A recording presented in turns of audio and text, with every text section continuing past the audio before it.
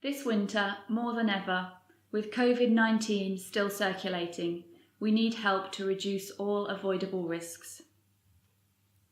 You can help protect the NHS, social care and loved ones by getting the flu vaccine.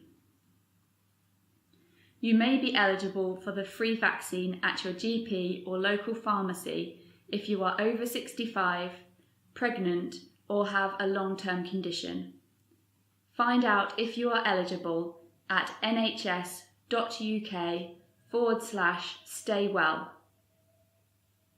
Children up to Year 7 can get the free nasal spray at school or through their GP if they are below school age.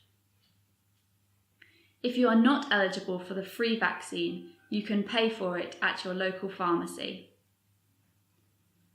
The flu vaccination does not give you flu. It reduces the risk of catching flu, as well as spreading it to others.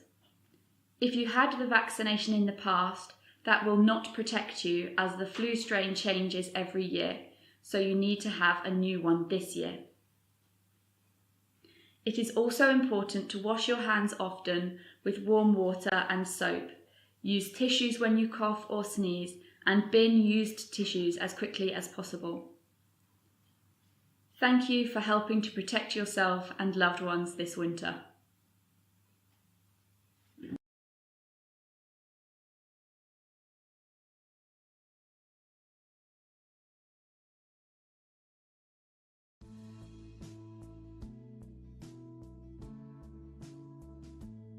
The 3 words I'd use to describe my role is team, rewarding and challenging. Positive, team, supportive. 3 words I'd use to describe this job: gratifying, inspirational, challenging.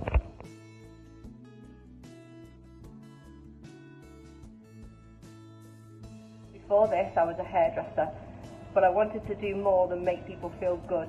I wanted to help change their lives. I'm now part of a team that does exactly that every day. I spend my days talking to the residents of Nottinghamshire, their families and the support services that help them on a day-to-day basis. We're the front door to adult social care in Nottinghamshire, and we're responsible for taking the time to build a picture through talking with our residents about how they lead their lives, the things that they find difficult, the things that they can do, and also looking at how they wish to fulfil their lives to the best of their possibilities. In the 5 years of working here, I've learnt so much, particularly about social care. I had no previous experience in it, but through a really good training and induction plan, I was given all of the skills and information that I needed to be able to do my job. I've also been able to grow personally and within my career since then through a personally tailored plan of support and training to keep me going. We're a really close-knit team, and we thrive off helping the community of Nottinghamshire to live a valued and independent lifestyle. Every day is different, and there's always new things to learn, which makes the role interesting and really exciting. At the end of the day, knowing that I've helped a number of people to have a better quality of life makes every day worthwhile.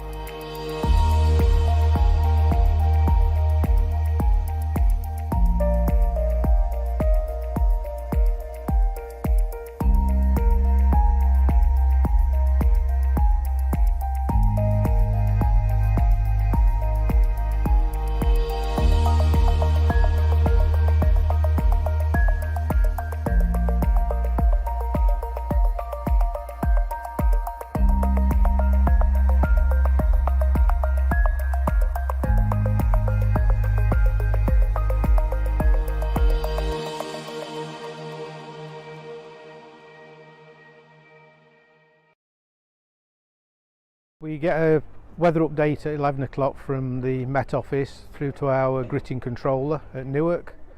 He'll relay that message to the 4 foremen, which I'm one of, and then we relay that down to our crew that we are in charge of.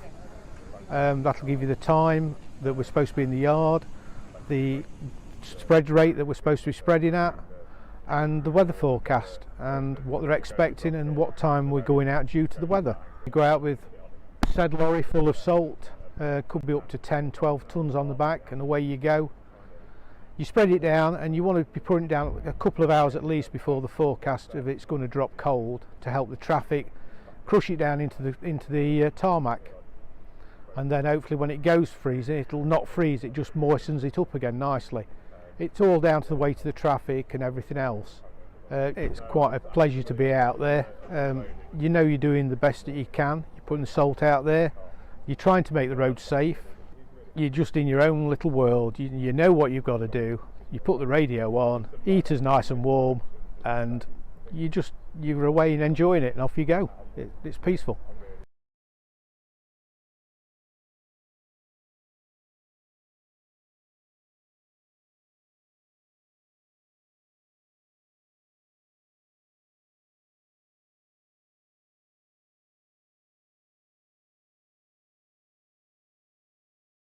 This winter, more than ever, with COVID-19 still circulating, we need help to reduce all avoidable risks.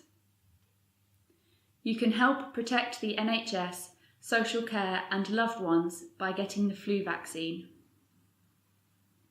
You may be eligible for the free vaccine at your GP or local pharmacy if you are over 65, pregnant or have a long-term condition.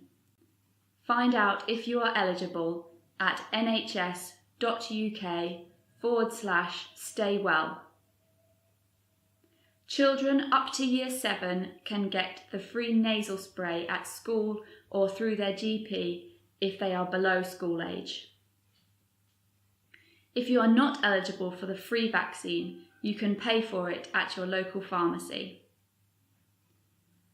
The flu vaccination does not give you flu.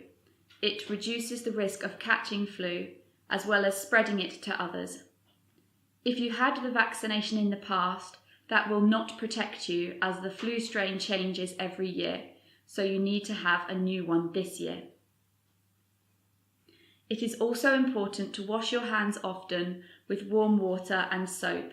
Use tissues when you cough or sneeze, and bin used tissues as quickly as possible. Thank you for helping to protect yourself and loved ones this winter.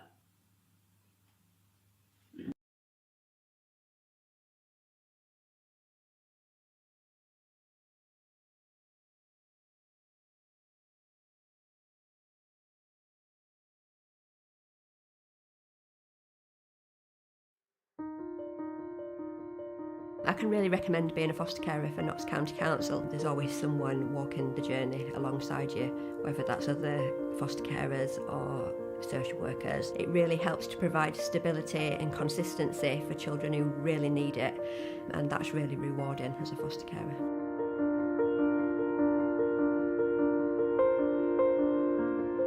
Roger and I have been fostering for 35 years. We do deal with challenges, but to say we've been doing it for 35 years to me proves that it's not impossible. We learn an awful lot from these young people, and even now we're still learning. As a foster family, we care, we want to make a difference, and we get so much fulfilment from fostering. The satisfaction of making a difference is something that money can't buy. Just seeing the smiles on the children's faces and helping them reach their potential is wonderful.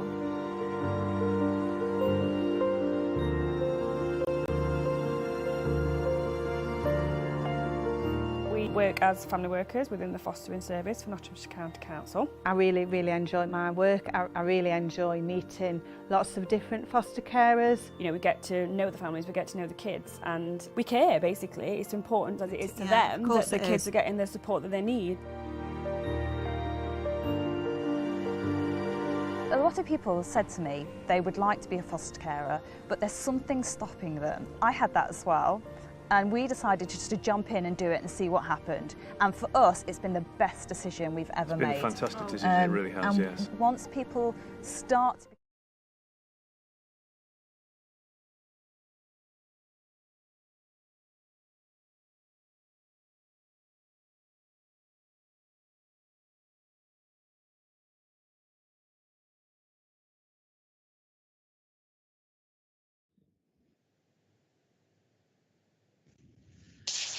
And we're live, thank you. Thank you very much. Well, good morning and welcome to you all to the Policy Committee on Wednesday the 13th of January. First item on the agenda is the minutes of the last meeting. Can you confirm that they're a true and correct record? Anyone dissenting on that? Thank you. And do I have any apologies for absence, please? First of all, from Richard Butler. Yes, thank you, Leader. We have an apology from Councillor Richard Jackson, who is on other county council business. He's attending a board meeting at the LEP, and the way that works is it's not possible to have substitutions on that board. So in his place today is Councillor John Ogle. Thank you. And any other apologies for absence? No. Thank you very much.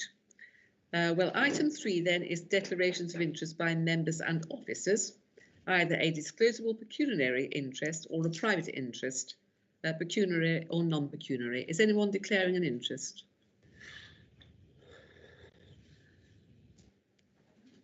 I think that's a no then, Keith. I haven't seen any members commenting. Silence is golden.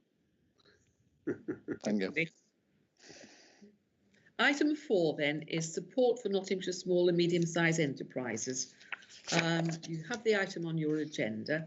Small and medium-sized enterprises are a vital part of the Nottinghamshire economy. This report details how this council is delivering value and achieving our objectives through our procurement activity and strengthening our local economy by keeping the Nottinghamshire pound in Nottinghamshire. The COVID-19 business support available is outlined in the Appendix A, and the report also lists the central government funds which have been made available since the first lockdown measures were put in early last year. And Appendix B illustrates the cumulative position on the distribution of monies to local businesses. Over £160 million has been paid to over 17,000 Nottinghamshire businesses, equally roughly to 63% of the county's enterprises.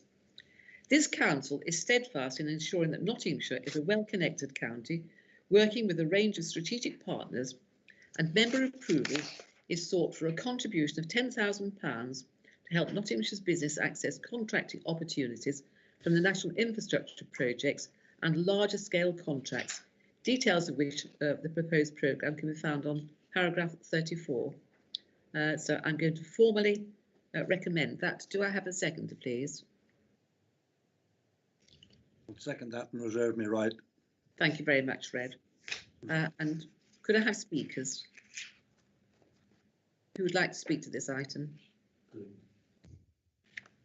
I can see the indicating, Chair. Thank you very much. Would you like to speak then, please, Chris?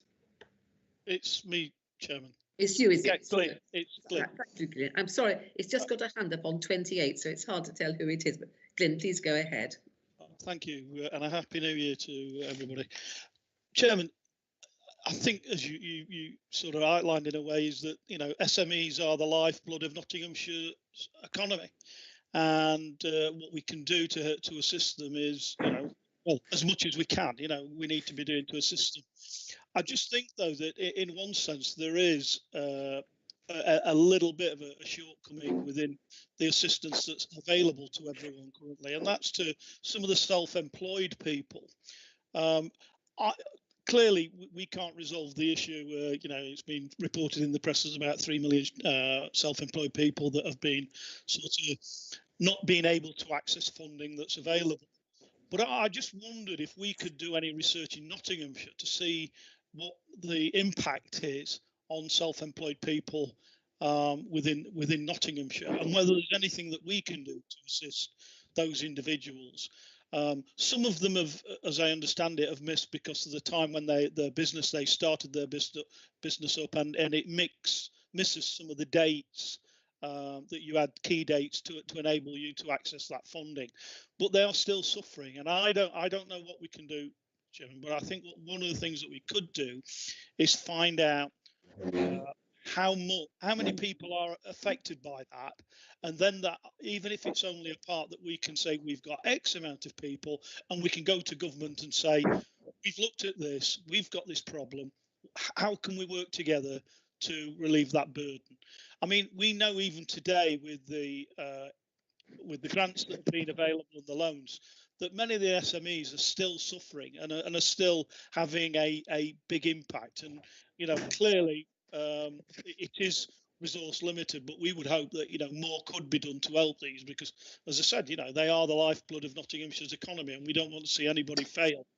But if we could, Chairman, if we could actually look at this, try and analyse and find out what the impact is on those self-employed in Nottinghamshire, and then see what we can do to help them through this particular difficult period. Thank you, Glenn. That's a very helpful suggestion.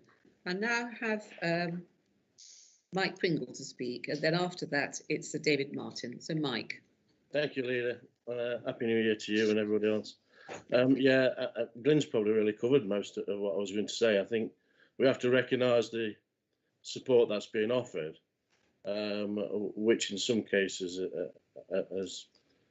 has been a lifeline for many businesses. But in doing so, we also need to recognise that there is ambiguity in the support, and the fact that some claimants then lose monies elsewhere. So it's not just a straightforward claim and away you go. So I think potentially we need to offer more support and guidance to SMEs that find themselves in a very difficult position, and as the government recognise that this is an ongoing thing. So I appreciate that the history behind the report is positive. I'm really push to see what more we can do, because the longer it goes on, the bigger the hole to support people is going to be. So support the paper. Really hope that we can move forward and seeing even greater support, especially after 10 years of being in the economic investment league table. You know, these businesses are businesses that we need to protect, and we need to protect for the longevity of Nottinghamshire and its development in the future. So, you know, thank you. Thank you very much, Mike. Right, now David Martin next. David? Good morning, Chair. Thank you. Happy New Year to you all. This report, Madam Chairman, shines a light on the importance of partnership working. Partnerships that have grown throughout the pandemic. And I was only stating at Adult Health and Social Care on Monday that the way the County Council have worked with the borough, district councils, the NHS and the CCGs and others like the Local Resilience Partnership have duly been strengthened. That is to be welcomed and can only benefit this county as we come out of this dreadful pandemic, and even now in stage 4. Ashfield, like the other 6 borough and districts, have hugely ambitious regeneration plans. Indeed, Ashfield District Council were delighted to find out early on Boxing Day that we were awarded 6.2 million for the Future High Streets Fund. And let's face it, without supporting our existing businesses and retailers and SMEs, regeneration is going to be so much more difficult. They are, after all, the bedrock of our streets, and we need to bring them with us as much as we can. So that's why it's so important, Madam Chairman, that we've all worked together to support the business and retail. And I welcome this report and hope that the borough and district councils can continue to work so positively with this county council. Thank you, Madam. Thank you. And Rachel Madden, did you want to speak? Thank you, Leader. Yes, welcome this report. It shows what partnership working can do across the country, across the county. I was a little dismayed when I saw the article in the Sunday Telegraph that said that a lot of councils had not even started doing this sort of thing. People were finding the forms too complex and all sorts. And I'm really proud of my finance team at ADC for actually getting out there and delivering over £20 million worth of grants, etc., etc. I welcome paragraph 10 of this, where we highlight local and SME input. As Dave has just said, it's the forward for our county for regeneration once we come out of this pandemic and we get Brexit's muddles sorted, etc. There is so much in the future we can do from following on from these companies. So thank you for your continued partnership, and my thanks go to my team at Ashfield District Council. Thank you. And I hope the Nottinghamshire County Council too. Councillor Barnfather, you want to speak, Chris? Yes, thank you, Leader. I welcome the comments from other members and the generally positive approach to the work that's been done by all interested parties, by central government in providing unprecedented funding for an unprecedented pandemic, the County Council for their strategic leadership role across the wider county, and indeed for the district councils for the role that they've played in actually delivering some of this funding. And I will, as with some of the other speakers, talk about my own district council very briefly here. Gedling actually involved members who obviously know their areas, and we were able to approach some small businesses that the authority itself had not been able to actually find, and inform them that they were entitled to a grant should they put that application in. And I have to say, when I spoke to some of those individual business owners who were, very desperate, strange circumstances, they were delighted that we were actually being proactive, both as officers and members, in actually seeking them out to tell them of their entitlement, rather than just leaving it them to actually do it. And I speak as the chair of a parish council that owns and operates its own leisure centre, which is quite rare within parish councils. Without the funding that we receive through these central government grants, we would have been unable to function this year. But the grants that we received, and again I thank officers and indeed I thank the portfolio holder, Councillor Payne at Gedling Borough Council, for his support in terms of the discretionary grants. Some of the grants, obviously, there was a clear entitlement to. Other grants were on a discretionary basis. And I think it is an example of where we can all work together when we need to. And it's a shame, perhaps, that we don't do that on more occasions. But I welcome the paper. I welcome the fact that actually it highlights the significant amount of funding that has been made available by the government, and the number of businesses and individuals whose livelihoods has been saved during the course of this pandemic by that central government initiative. Thank you, Leader. Thank you, Chris. And Kate, you had your hand up, didn't you?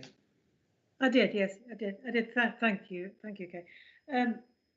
Just to say, I think I'm really pleased this has come, so thank you. I think this is a really important matter for us all. Now, as we all say, small businesses are the lifeblood of our economy. An awful lot of people actually in the county work in them.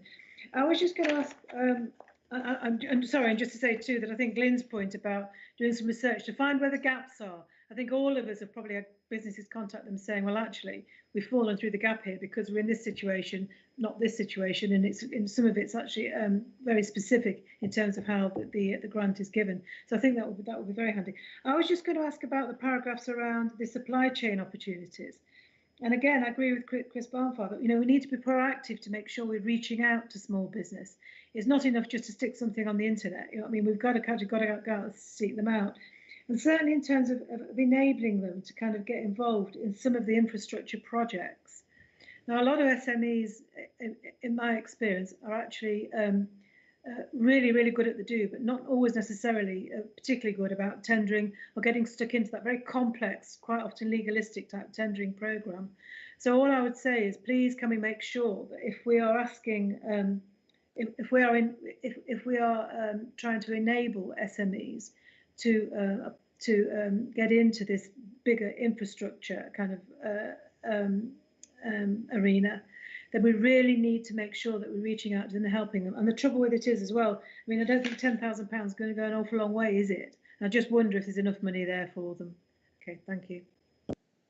I think the £10,000 budget intended to do the work for our council. We do work very closely with the Chamber of Commerce, Kate, And we do have a large number, it's already been said, of small and medium-sized enterprises across Nottinghamshire. And I think that shows the entrepreneurial spirit, actually, of Nottinghamshire people, or East Midlands people altogether. So, yeah, I welcome the warm words that have been said today, and also the recommendations where we do further research. I've noted that. Would anybody else like to speak before I bring Reg in? Matthew, are you here for this paper? Matthew Neal, the officer? I am, Chair. Can I ask, you've heard members' comments that we make quite sure that we are always connecting with small and medium-sized enterprises and the Chamber of Commerce. Is there anything that you think we could be doing extra? Because the recommendations are the opportunity to do all of those things. No, absolutely. I guess just to bolster some of the comments that have been made, Chair, we are working with our partnering organisations such as the LEP, Federation of Small Businesses, who are also lobbying government nationally around the self-employed elements. And the growth hubs are working closely with our SMEs in terms of guidance, providing guidance and access to the funding. And any local intelligence, by all means, please share with myself in terms of local organisations that want access to some of these initiatives. But obviously, we're clearly working with the SME community around this.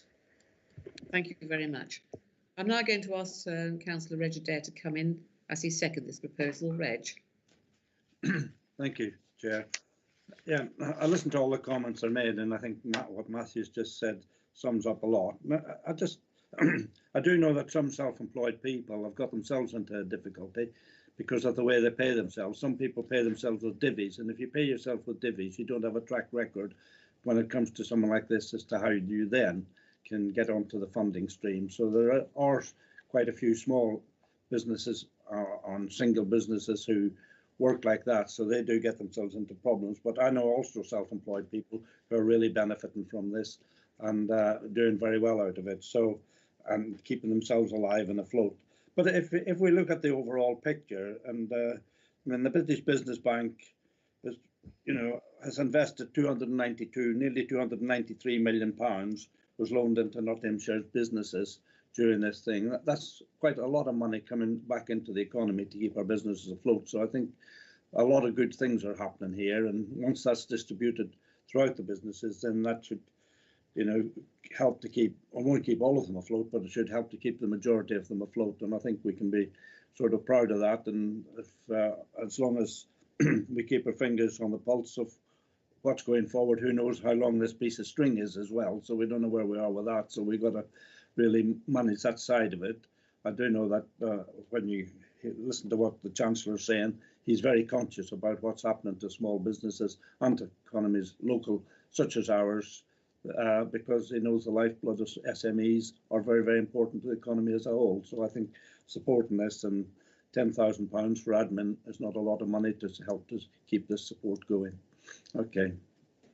Thank you very much. So the recommendations are set out for you in the paper, and they are: approve an allocation of up to £10,000 from the 2020-2021 Growth and Economic Development Initiatives budget to support a programme of activities to help Nottinghamshire businesses maximise the contracting opportunities available via national infrastructure projects and larger scale contracts, and continues to monitor the effectiveness of business support, and officers continue to seek feedback from Nottinghamshire SMEs to ensure that the council services continue to improve in line with their needs. And I'm now going to ask the Chief Executive, please, to call the registry effectively. So, Chief Executive. Thank you, Leader, and a belated Happy New Year to all members of the Policy Committee. As with our previous virtual meetings, the votes today will not be recorded in the minutes unless 2 or more members request it, but I will be taking the roll, starting, please, today with Councillor Adair. 4. Councillor Barnfather. 4. Councillor Butler. 4. Councillor Cotty. 4. Councillor Cutts. 4. Councillor Fole. 4. Councillor Garner. 4. Councillor Guilfoyle. 4. Councillor Harper. 4. Councillor Knight. 4. Councillor Lawton. 4. Councillor Madden. 4. Councillor Martin. 4. Councillor Ogle. 4. Councillor Owen. 4. Councillor Peck. 4. Councillor Pringle. 4. Councillor Rhodes. 4. And Councillor Weiss. 4. That's unanimous, Leader. Thank you very much. Let's move on now to the next item, which is item 5. I'm going to ask Councillor John Cotty to introduce this item as it's from his committee. So, Councillor Cotty. Thank you, Leader. Yes, this report seeks approval to adopt the draft highway design guide contained in the yellow pages of the appendix. It's a new Nottinghamshire highway design guide which seeks to replace the former guidance, which was based on the 6 Cs design guide. And the guide was a generic regional design guide by Nottingham City and Nottinghamshire County Council, Derby City, Derbyshire County Council, Leicester City and Leicestershire County Council, and was formally adopted by the Council in 2009 and enabled a consistent approach to be applied in determining matters relating to highways within the planning process. In addition, it offered detailed advice to developers as to the design and construction requirements of the County Council for new roads being created. Following its withdrawal from the 6 Cs board in April 2018, the Council retained its use and it was rebranded as Nottinghamshire County Council Design Guide. But given the age of this document, this is only intended to act as an interim measure until updated. We consulted in 2019 and in 2020 with the new guide and was completed and considered at Communities and Place Committee, which endorsed the draft, recommending the document for adoption as a council policy. The new guides has to provide up-to-date, simple, concise guidance, reducing the size of the document from several hundred pages down to 90. And it provides developers with information they need to design and build streets and the standards they are to provide. I'm sure members will recognise the importance of having an up-to-date Nottinghamshire specific design guide, and I move that committee accept the recommendations on page 3 of this paper and page 23 of the document pack. Thank you, Leader. Thank you, and I'll formally second that and reserve the right to speak. Who would like to speak to this item?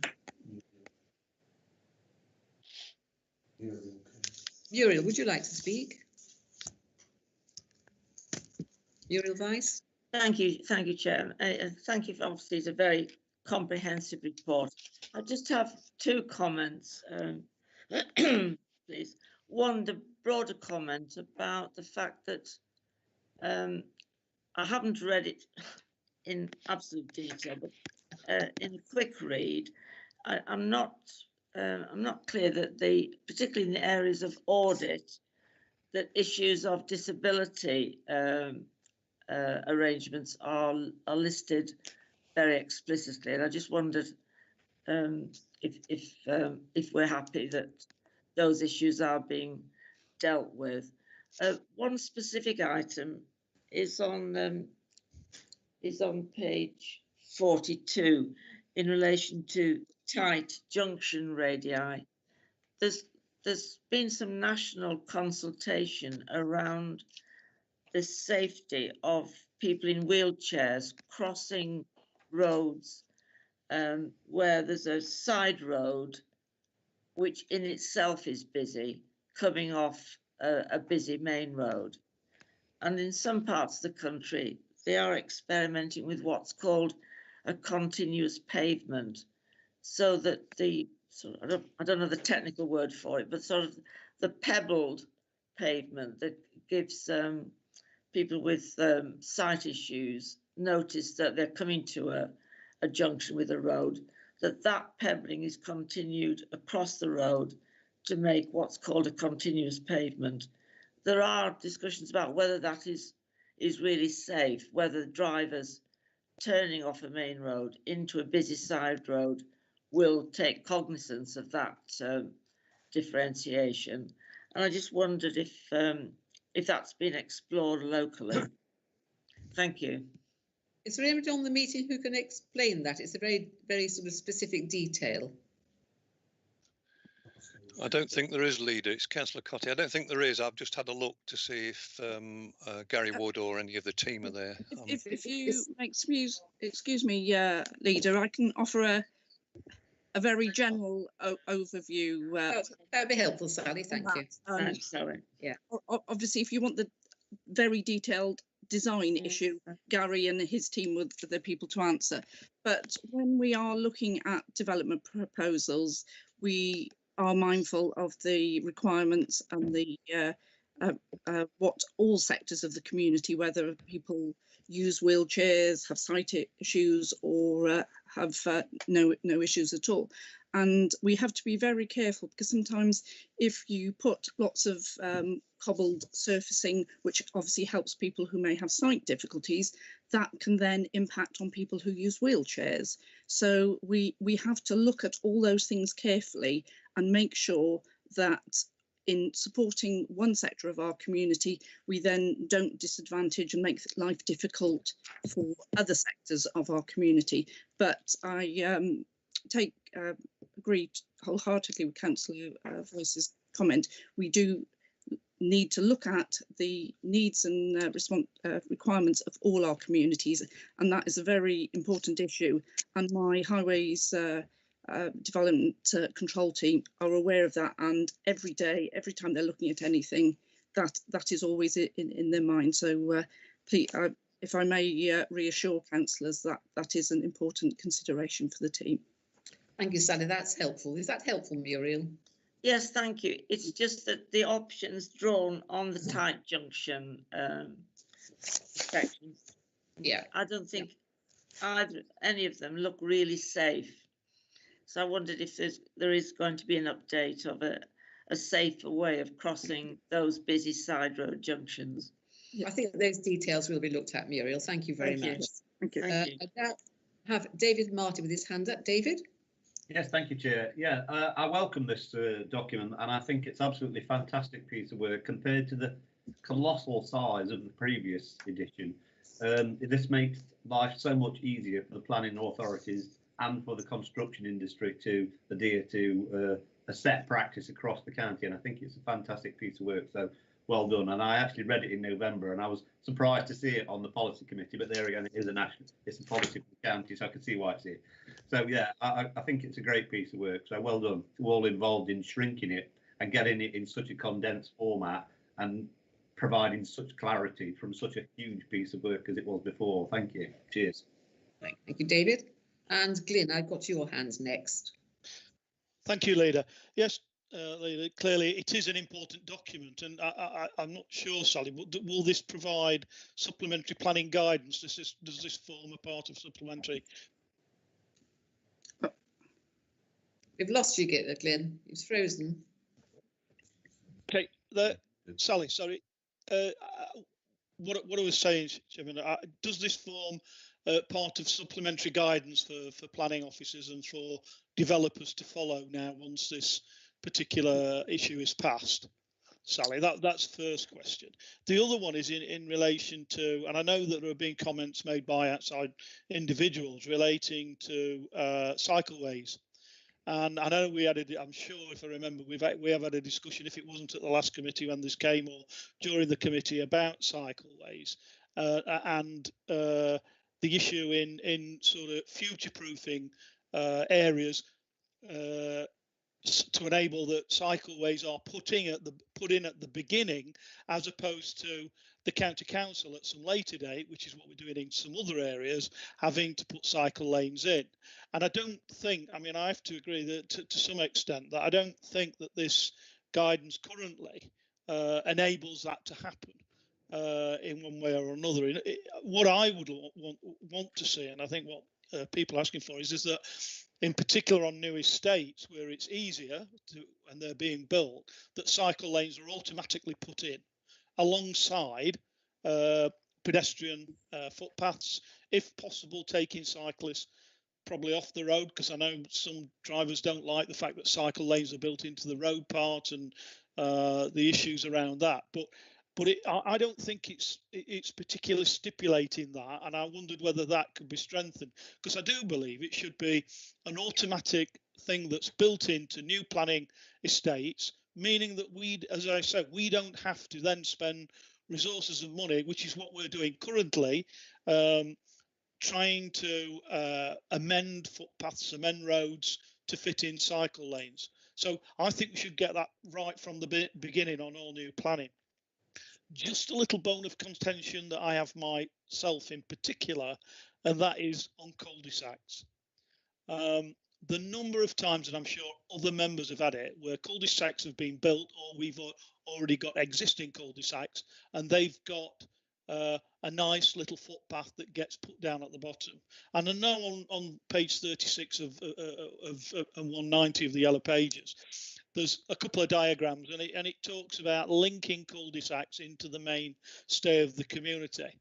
I actually think that people go and live in cul-de-sacs don't want to be linked into the mainstay of the community, and don't actually want linkage footpaths that then become a nightmare in the future, and we end up through, whether it be through ASB or other means, trying and attempting to close off public footpaths and ways through. Now, I understand in some sense that people say we want that connectivity, but I know of a number of new build cul-de-sacs in my area where I've been involved, where the residents have had nightmares, where people have used it as a rat run, they've used it to commit other offences, and I think we ought to look at that. And one of the reasons got used to me by officers was on a particular estate where they connected at the bottom of the cul-de-sac a footpath onto a major road, was, well, it would be it would encourage people to walk. Well, what I said was, actually, if you want people to walk, they'll have to, and they're going to walk. If you didn't put that cul-de-sac, they'd make a longer walk going out following the roadway, and it would be far more healthier for them than it would creating what ended up being a nightmare for people to police out. So I would hope that, and I know this is obviously, we need this through because there are other parts that are sound and sensible and we need to get this back. But I would hope that both those things could come back where we could sit down and have a real serious discussion about them, Chair. Thank you, that's really helpful. I'm not going to take that now. I'm just going to ask all the other speakers first, because this is a detailed look at a policy which we're going to accept the broad policy. As you already pointed out, Dave, we need to accept this, but there might be other details we need to consider it in greater detail, like the cycle tracks you talk about.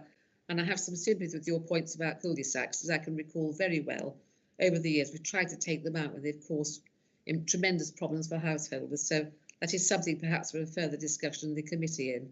I've now got Councillor Butler, your hand's up, is that right? Yes, it is, Leader. Thank you. Well, as other colleagues have said, this really is a very good document. Without getting too anarchy about it, obviously it's aimed at professional designers, planners, businesses, and obviously residential builders as well. And to get the previous version of this down from several hundred pages to what is still quite a big read at 90 pages, but it is very concise and very clear. So it is a good job. And it's so important to have this because we all know, whether we like it or not, that over the next few years, as we've seen over the last already few years, there's going to be considerable more housing around the county and in all parts of the county. And it's essential that developers have a clear guidance as to what the requirements of the Highway Authority ourselves is. And so there can be no doubt that when we get, once a big estate or whatever has been built, hopefully there will not be a case, well, oh, we didn't know we were supposed to do that type of thing.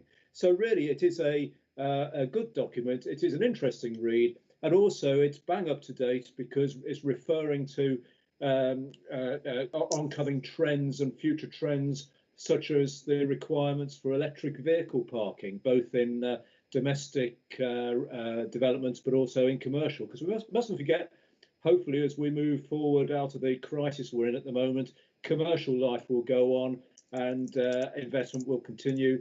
And it's good to see that this is allowing, as much as anyone can see into the future, the requirements for efficient highway design. So a good job done, and it's I think it's probably worth all members keeping this because there will be times, I'm sure, that when we're looking at planning applications, perhaps wearing other hats, for example, as well as our county hats, it will be very helpful just to check that proposals are in line with our requirements.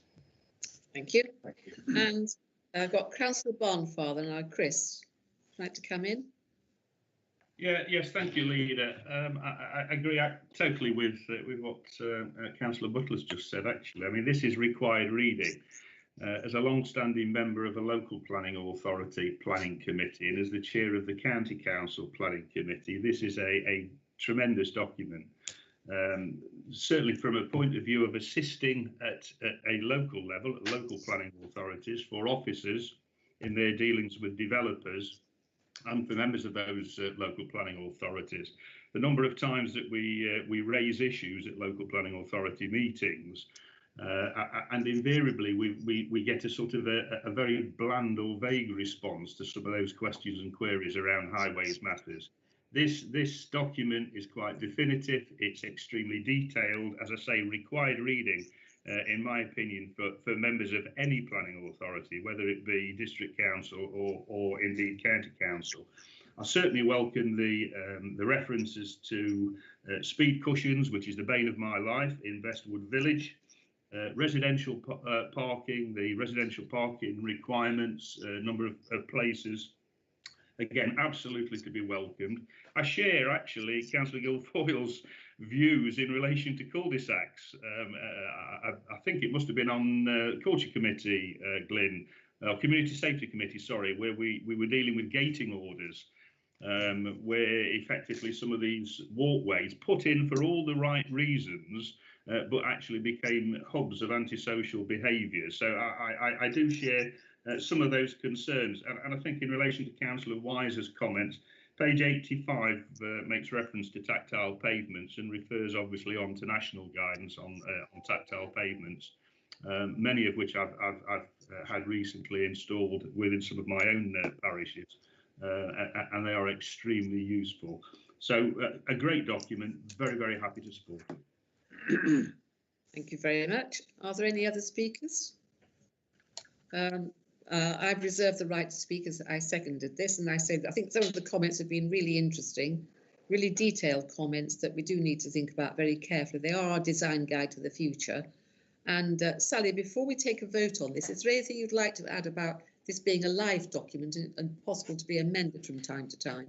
Yes, it's very important that if members approve it this morning and it gets adopted by as council policy, but the document will need to change if legislation changes, if thinking changes. So it's not that we're asking members to approve it this morning and then it turns into a tablet of stone. As developments and thinking and national thinking and guidance from the Department of Transport changes, then we will need to, at appropriate times, come back to you with a revised document to ensure that the document we have is the most up to date and the most useful for us as officers and for you as members, and also for the development industry and our colleagues in the districts.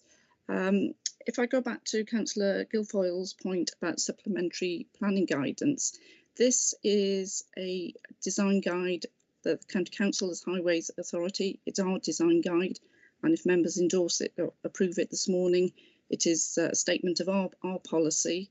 So we will, that is sending a clear message out to districts, developers and the wide world. This is what Nottinghamshire County Council thinks, this is what Nottinghamshire County Council wants to see happen. So it won't need to be turned into a supplementary planning document because it's our document.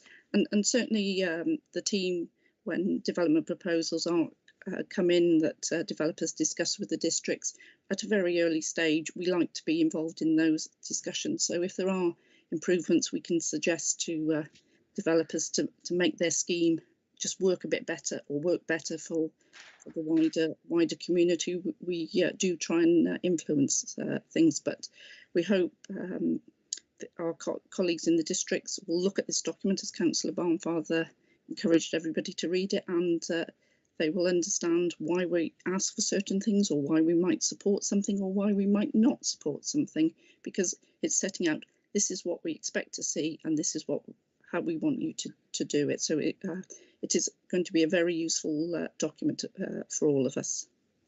Thank you. Thank you, Sally. John, is there anything you'd like to add to this? This is your committee as a recommendation. No, I just thank people for their comments and the time they've taken to have a look at it. And I think Sally's taken on board what's been said, so we'll look at that at a future date once the policy is in place. Thank you. Thank you. Well, the recommendations are set out for you, and there's a wodge of papers you can all read through, and nothing else to do later on this afternoon. And the recommendations are: approve the draft Nottinghamshire Highway Design Guide and adopt it as a County Council policy and procedure. And 2, grant delegated authority to the Corporate Director for Place to make minor changes to the document when required, with any subsequent changes published via the Council's website.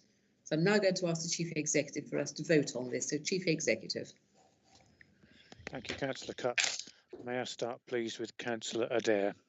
For. Councillor Barnfather? For. Councillor Butler? For. Councillor Cotty? For. Councillor Cutts? For. Councillor Fowle? For. Councillor Garner? For. Councillor Guilfoyle? For. Councillor Harper? For. Councillor Knight? For. Councillor Lawton? For. Councillor Madden? For. Councillor Martin? For. Just had a message to say that we might have lost Councillor Ogle. I'll call his name just in case. Councillor Ogle? Councillor Owen? For. Councillor Peck? For. Councillor Pringle? For. Councillor Rhodes? For. Councillor Vice? For. I won't go back to Councillor Ogle, Chair, because the motion is carried. And I see that ICT are contacting Councillor Ogle, so we will accept that he will be coming back to this meeting. So thank you very much, Chief Executive. That's unanimous for all of those that were able to vote at this point. It's only John that wasn't, actually.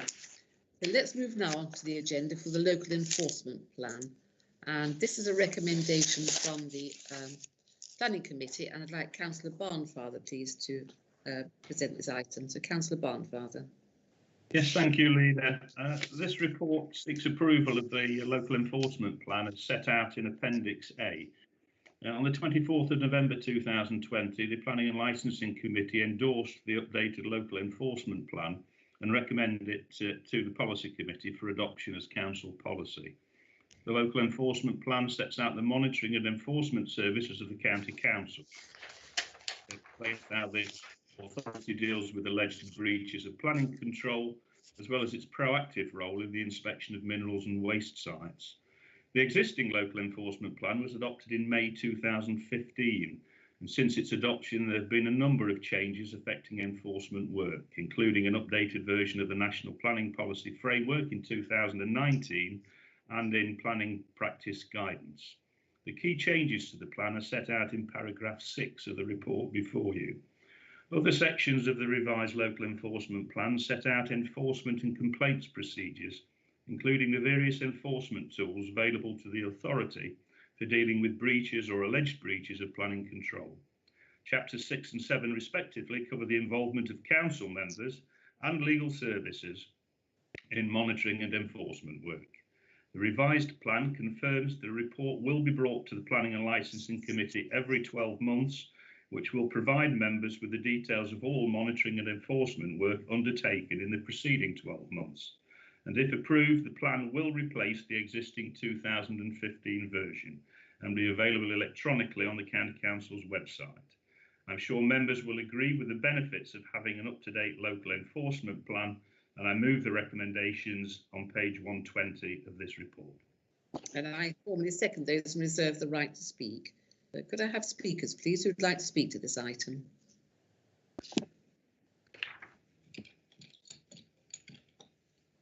I've got Bruce, Bruce Lawton. Yes, Bruce. Yes, thank you, Leader. I'm going to sort of like comment on item 6 on Appendix 1, which is the page 145, which is member involvement in monitoring and enforcement work. This is an extremely frustrating area, I find, as a local member. One particular issue that I've had in Cockett's Lane in Farnsfield has taken nearly 4 years to sort out with reference to enforcement.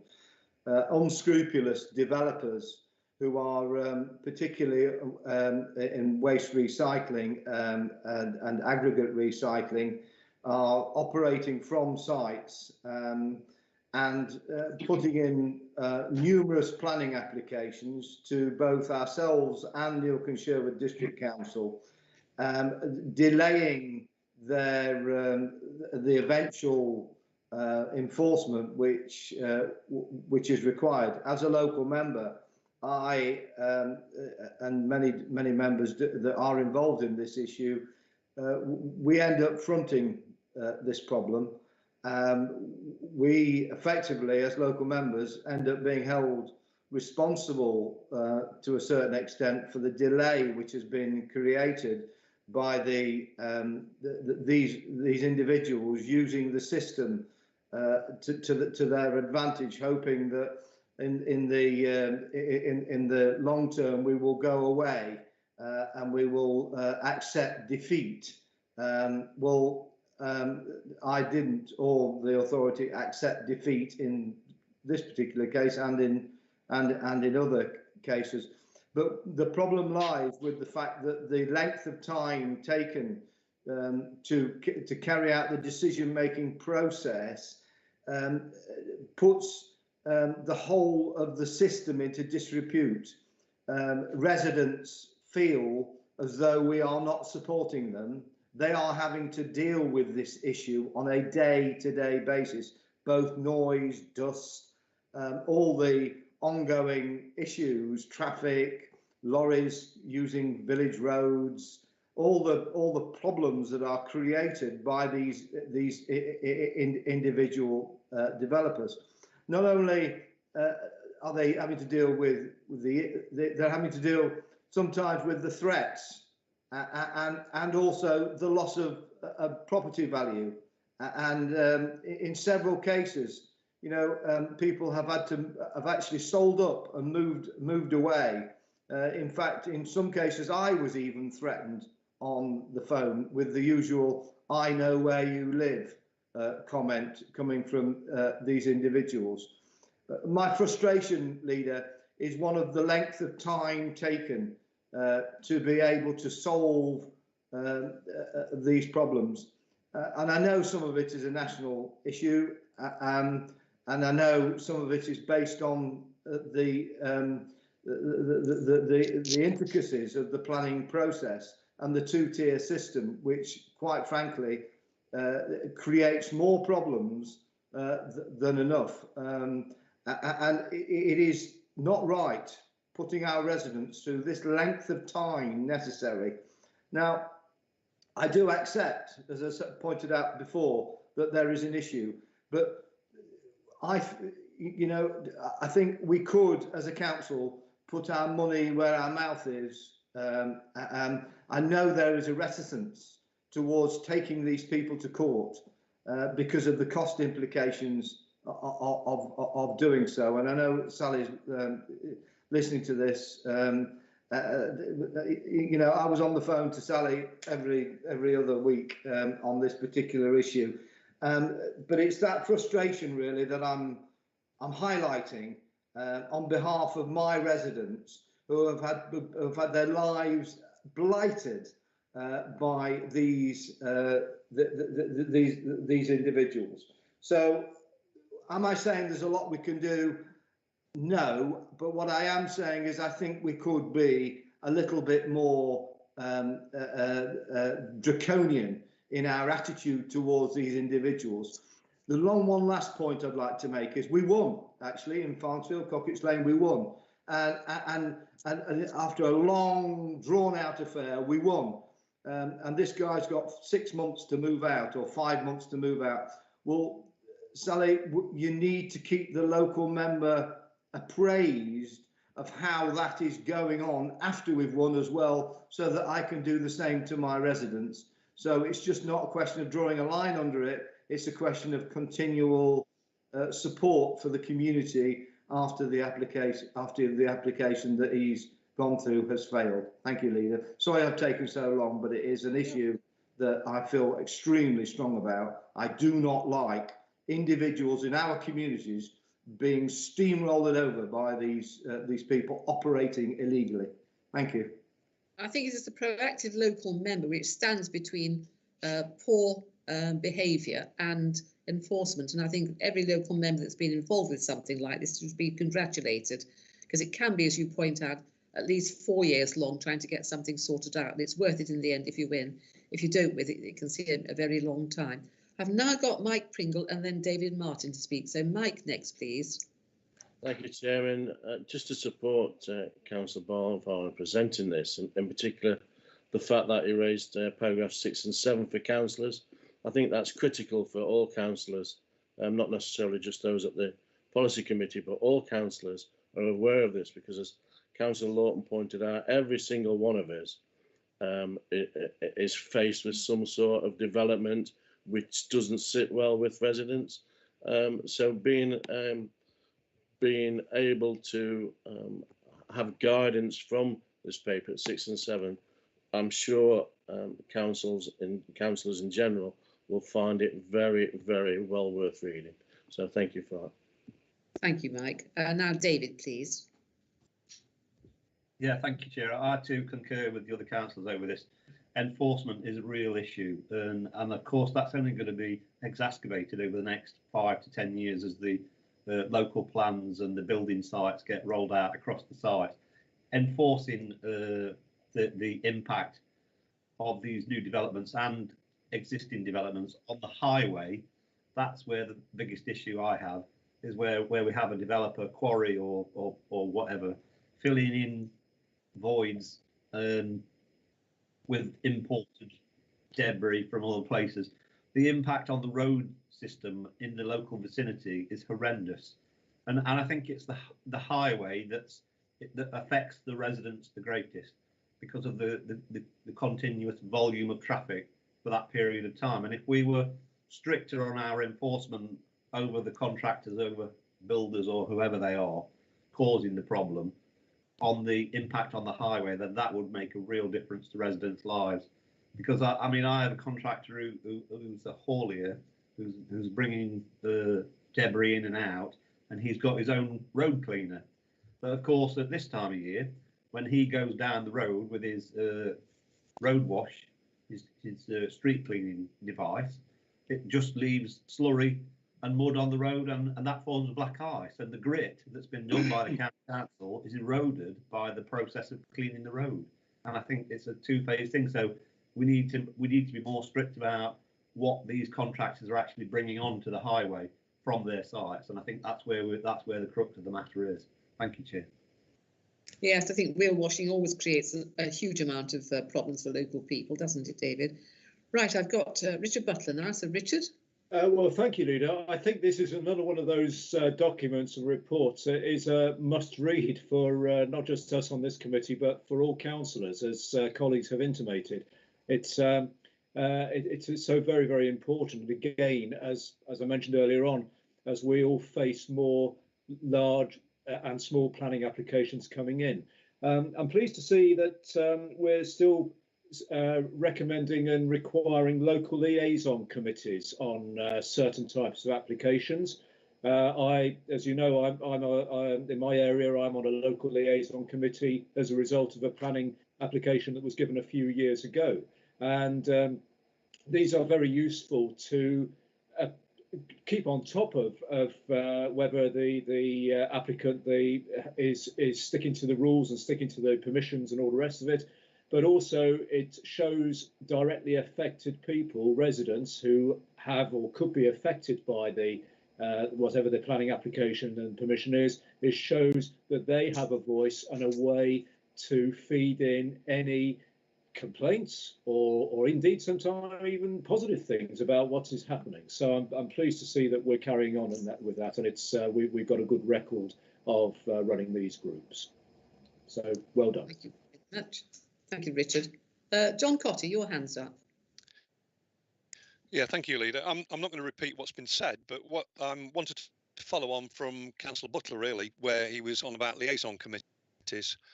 My community hasn't had any, in Keyworth, hasn't had any houses built for a number of years, quite a lot.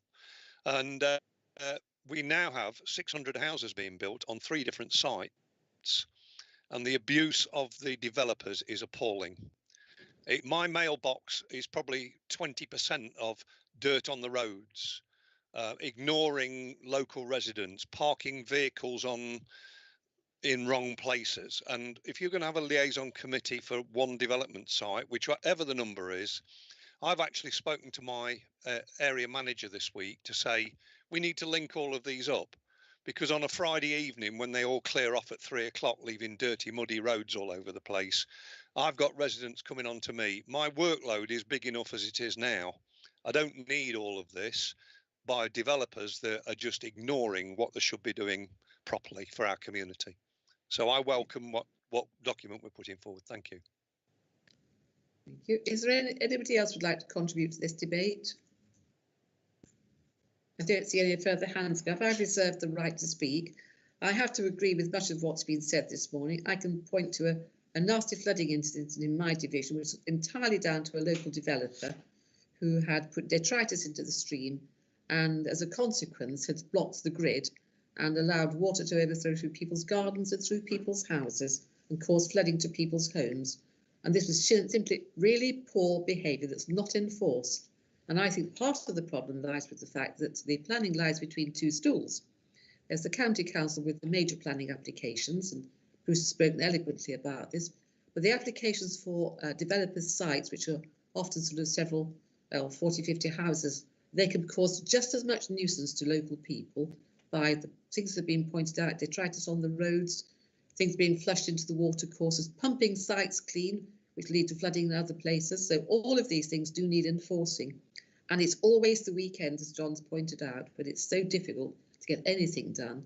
And on the local perspective, where planning applications are granted by the borough councils, I think there's sort of a huge amount of ignoring of tree preservation orders for conservation areas, listed buildings, and those sorts of things which add to the street screen. And I'm disappointed they aren't enforced more than they are, because these add to the beauty of our country and the value of our country, having all these things preserved. And I think it behoves of all to behave properly and take account of people whose complaints we receive legitimately. And of course, because we are all councillors, we get complaints on all matters, whether they're for our council or not. And you do see a broad perspective of where we are. So I think this is a very timely document. And before we take the vote, Chris, I'm going to bring it back to you for any further comments that you would like to make. Yes, thank you, Leader. I mean, very briefly responding to some of the comments that have been made by members, most of which I agree with wholeheartedly. Councillor Lawton obviously referred to a specific incident, an incident that I'm well aware of, and it was an incident that necessitated us actually calling a meeting where we invited the local member of parliament, we had residents who were complainants, we invited the district council who were dealing with various aspects of enforcement, and obviously we had the county council enforcement team there, and it was about pulling it all together because the developer or the applicant, the offender, was actually playing one side off against the other. And of course we are restricted in that once an applicant actually puts an appeal in against a notice, that effectively all enforcement work halts while that appeal is dealt with, and that was the situation we found ourselves in there. Fortunately, as Councillor Lawton has said, we actually reached a successful conclusion ultimately by enforcement officers from different authorities working closely together, and residents were delighted with that result. And communication, I agree again wholeheartedly with Councillor Lawton. Communication to local members who are invariably line between the local communities and officers who are quietly doing their work in the background, it's important that local members are indeed kept informed. Some of our difficulty, of course, is access to these sites. And you'll note in the report that we actually refer to the use of drones in future. And we don't have a drone yet, but we've actually tried to make this new document future-proof. And as an authority, I am sure that in the near future we will be acquiring that drone capability. But it's wider than just in terms of enforcement issues, because drones will no doubt in the next 5 to 10 years be used for many aspects of county council work. Surveying, highways work, enforcement work, planning applications. So it's about actually having a council-wide and authority-wide policy for how we use drones in future, because obviously of the privacy and human rights issues that the use of drones can actually bring up. I thank Councillor Pringle for his comments, and he again is absolutely right, and we were very determined to make this report member involved. So this is not just a report for officers. This clearly highlights the role of members, whether they be members of the planning committee, the chair and the vice chair have specific roles. All members of the committee have, but it's very important that all divisional members play their part, which leads really onto the issues raised by councillors Martin, Butler, Cottier, and then of course the leader in relation to where we have sites that cause specific issues. Much of what was talked about there were actually issues which are local planning authority issues, but they indeed have their own enforcement teams and they have their own enforcement policies. But as with any authority, you will get some enforcement officers who are very, very proactive and you can work with and are very happy to go and be confrontational with some very belligerent people. And you will get other enforcement officers who want a quiet life and are less prepared to take that more proactive stance. And it's up to us as members to ensure that we get what we pay for. Which brings me to our enforcement team at the County Council. We have an excellent enforcement team led by Tim Turner, proactive, dynamic, very, very effective. They will respond to any complaint that you make as members in relation to issues for which the County Council has a locus. They will be out there, they will confront, they will serve the necessary notices if required, they will offer advice where required, and things such as wheel washers, HGV movements, we condition them on every application that comes before the County Council Planning Committee, and we regularly introduce the liaison committees. Members will, even if it's not in a report, on occasion suggest it to the applicant at committee, because I sit on a liaison committee. We recognise the value of those committees. People who fear an application when it comes before committee and are dismayed when it's approved welcome the fact that they can then sit on a liaison committee, and it's amazing how often within 12 months of an application being approved, that liaison committee meets barely once a year, simply because members of the public they have a direct access into applicants, and the application is not proved to be as problematic as they've expected, and they are kept informed throughout the process. So I think it's a great report. I thank Sally for this report, and I would like to make on record the work of our enforcement team led by Tim Turner. It is excellent. Thank you, Leader. And I can agree with you. I too sit on a liaison committee, Chris. So now the recommendations are that members approve the updated local enforcement plan as set out in the appendix to this report and agree its adoption as a county council policy, and that the updated policy be promoted via the council's website and shared with relevant partner agencies and councils as appropriate. So they're the recommendations. I'm now going to hand it to the Chief Executive, who will call the vote. Chief Executive. Thank you, Councillor Cutts, and thank you, Councillor Barnfather, for the recognition of the work of Tim and the enforcement team. Sally will pass that back to them. Starting then with Councillor Adair. 4. Councillor Barnfather. 4. Councillor Butler. 4. Councillor Cotty. 4. Councillor Cutts. 4. Councillor Fold. 4. Councillor Garner. 4. Councillor Guilfoyle. 4. Councillor Harper. 4. Councillor Knight. 4. Councillor Lawton. 4. Councillor Madden. 4. Councillor Martin. 4. Councillor Ogle. 4. Councillor Owen. 4. Councillor Peck. 4. Councillor Pringle. 4. Councillor Rhodes. 4. Councillor Weiss. 4. Unanimous, Chair. Thank you very much. Let's move on now then to item 7, supporting Nottinghamshire young people as they make key choices in their future. Nottinghamshire County Council seeks to be an exemplar employer in supporting young people's transition into the work through experience that we offer. We now stand ready to play an equal part with government to support an inclusive economic recovery, helping young people to ensure that the next generation doesn't become a lost pandemic generation. This council places importance on developing a culture of aspiration and high achievement and supporting those who are not yet achieving to their full potential for whatever reason. This report seeks approval to develop a suite of online resources and jointly sponsor a Nottinghamshire Virtual Careers Fair to showcase the options for young people by March 2021. This will be the first virtual careers fair this council will have organised during the COVID-19 lockdown, as summarised in paragraph 16 of the report. The government's prompt action and recent announcements of opportunity guarantee measures, including the Kickstart scheme, are welcomed and will help towards supporting young people through this difficult period. Nonetheless, these can only be successful if they are localised by building on a local intelligence and delivery models and working in partnership with employers and providers. Members will know how vital it is for young people to have a coherent picture of all the available pathways and how they relate to the world of work and future learning. So I propose the recommendations. I formally move that, and I'd ask for a seconder, please. Do I have a seconder? I'd second that and reserve the right. Thank you very much. And could I have speakers? I've got John Peck and David Martin so far. John. Thank you, Chair.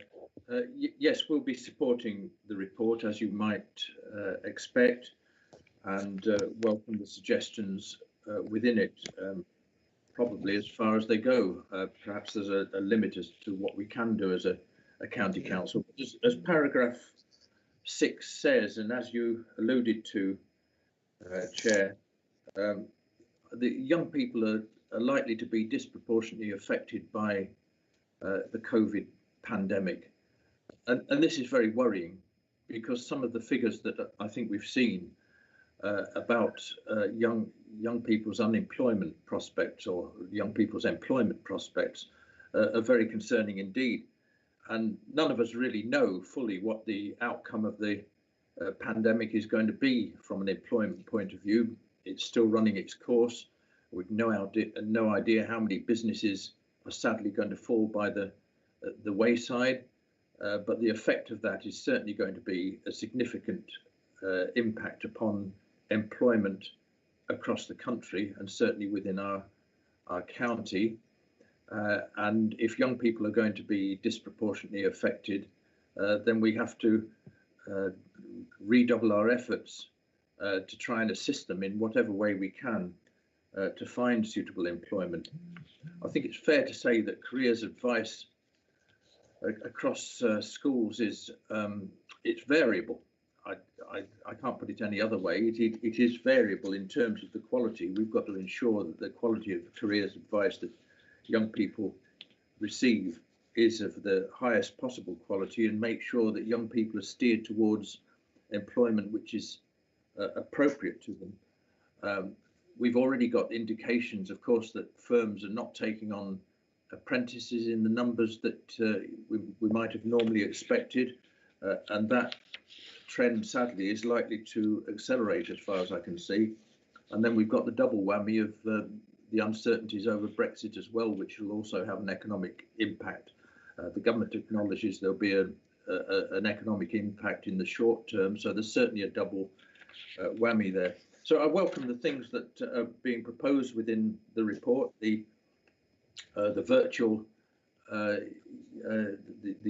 virtual fair that is proposed there. and it would be interesting for members, I think, to get feedback on that to find out how that has gone, because that's something that's fairly unique, and I think we'll all be interested to see what the impact of that is. But yes, I welcome the report, and I think that over the coming months and the coming years, we've got to look at ways that we can step up our assistance to ensuring that young people in our county are suitably employed. Thank you, Chair. Thank you, John. And now I have David Martin, please. David? Yeah, thank you, Chair. Yeah, I welcome this paper, and I think it's a very, very apt and timely thing after last year's exam fiasco with the algorithms and then the assessments. We have a generation of students who are not going to sit GCSEs and A levels, taking them on to Bilborough to colleges and universities. It's a really timely thing, and of course this year we've already heard that exams are going to be probably not taking place and deferred, and assessments will be held, and that really knocks the confidence of the youngsters. They've spent 10 or so years achieving this moment, and it's been taken away from them, and it's a real adverse impact on the youth of today. It's a real kickback from the pandemic, and it's psychologically damaging. And then of course as well, we've got children who this last summer had no college fares. I mean, I took my daughter to, and several of her friends, to a careers fair down in Strelly, and the information they gathered from that social gathering with other students in that hall there was phenomenal, and they've all gone on to careers and different jobs. But of course that's been ripped away last year and this year again. So I welcome this paper, and I think it's a very timely and reassuring thing. And of course students of today live online, so it will benefit. That's how they work, so that's their world. Anything through Xbox Live will get through to them, and that's the way they are. So thank you, Chair. Thank you very much, David. And now I have Muriel. Muriel. Yeah, thank you, Chair. Yes, I very much welcome the paper. I think a concern is that even before COVID, the careers advice, as I think Councillor Peck has indicated, in many academies is very patchy. And hopefully that with the appointment of the coordinators, the arrangements for this conference might be an encouragement to the academies to more fully resource advice to young people as they go through those last years at school, because they're going to need all the support we can possibly give them, particularly in COVID times as well. So it's an opportunity. I think using it as an opportunity to link to the general careers work in schools would be a very positive outcome from it. Thank you. Thank you. Right, I've got Bruce now. Bruce. Thank you, Leader. I welcome this report. What we've got to recognise is there's a sea change out there. Young people are looking at universities, particularly with the behaviour of some of them during COVID, and saying, I'm not getting value for money. Why would I want to go creating a debt, and I'm not getting the relevant sort of response and training from these universities? I mean, I've got a teenager in the household myself. She's looked into the figures. 45% of those people that left university last year went into the catering industry that managed to find work within 3 months. So that tells you a story of what is happening out there, and that young people are now changing. They want to be able to get in-house training. They want to go into work, and she's looking at an apprenticeship with the government to do economics from Kent University. And she's a straight A student with 5 university places that she could go to. She's filled her upper form in. And so that gives you an idea of where they're at. What you've got to recognise is that it's not only just education as well, it's right the way across the board. If they want to do a driving licence and you go online to get a test, there's 180,000 people want it on that website trying to get a driving test.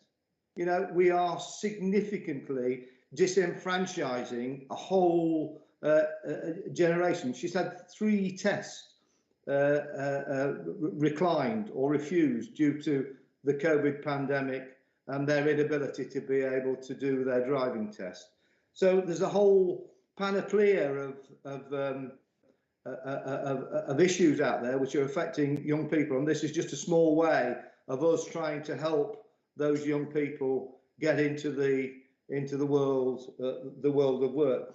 Can I, while I'm on, just play tribute really to Rob Disney and his the internal audit team? You know, they recognise there's a difficulty in the marketplace getting qualified auditors, so they've gone out and they're employing apprentices who are bringing in new work practices into that department and helping it to deliver a service for the county council. And I think we can do more of that as an organisation with a large workforce.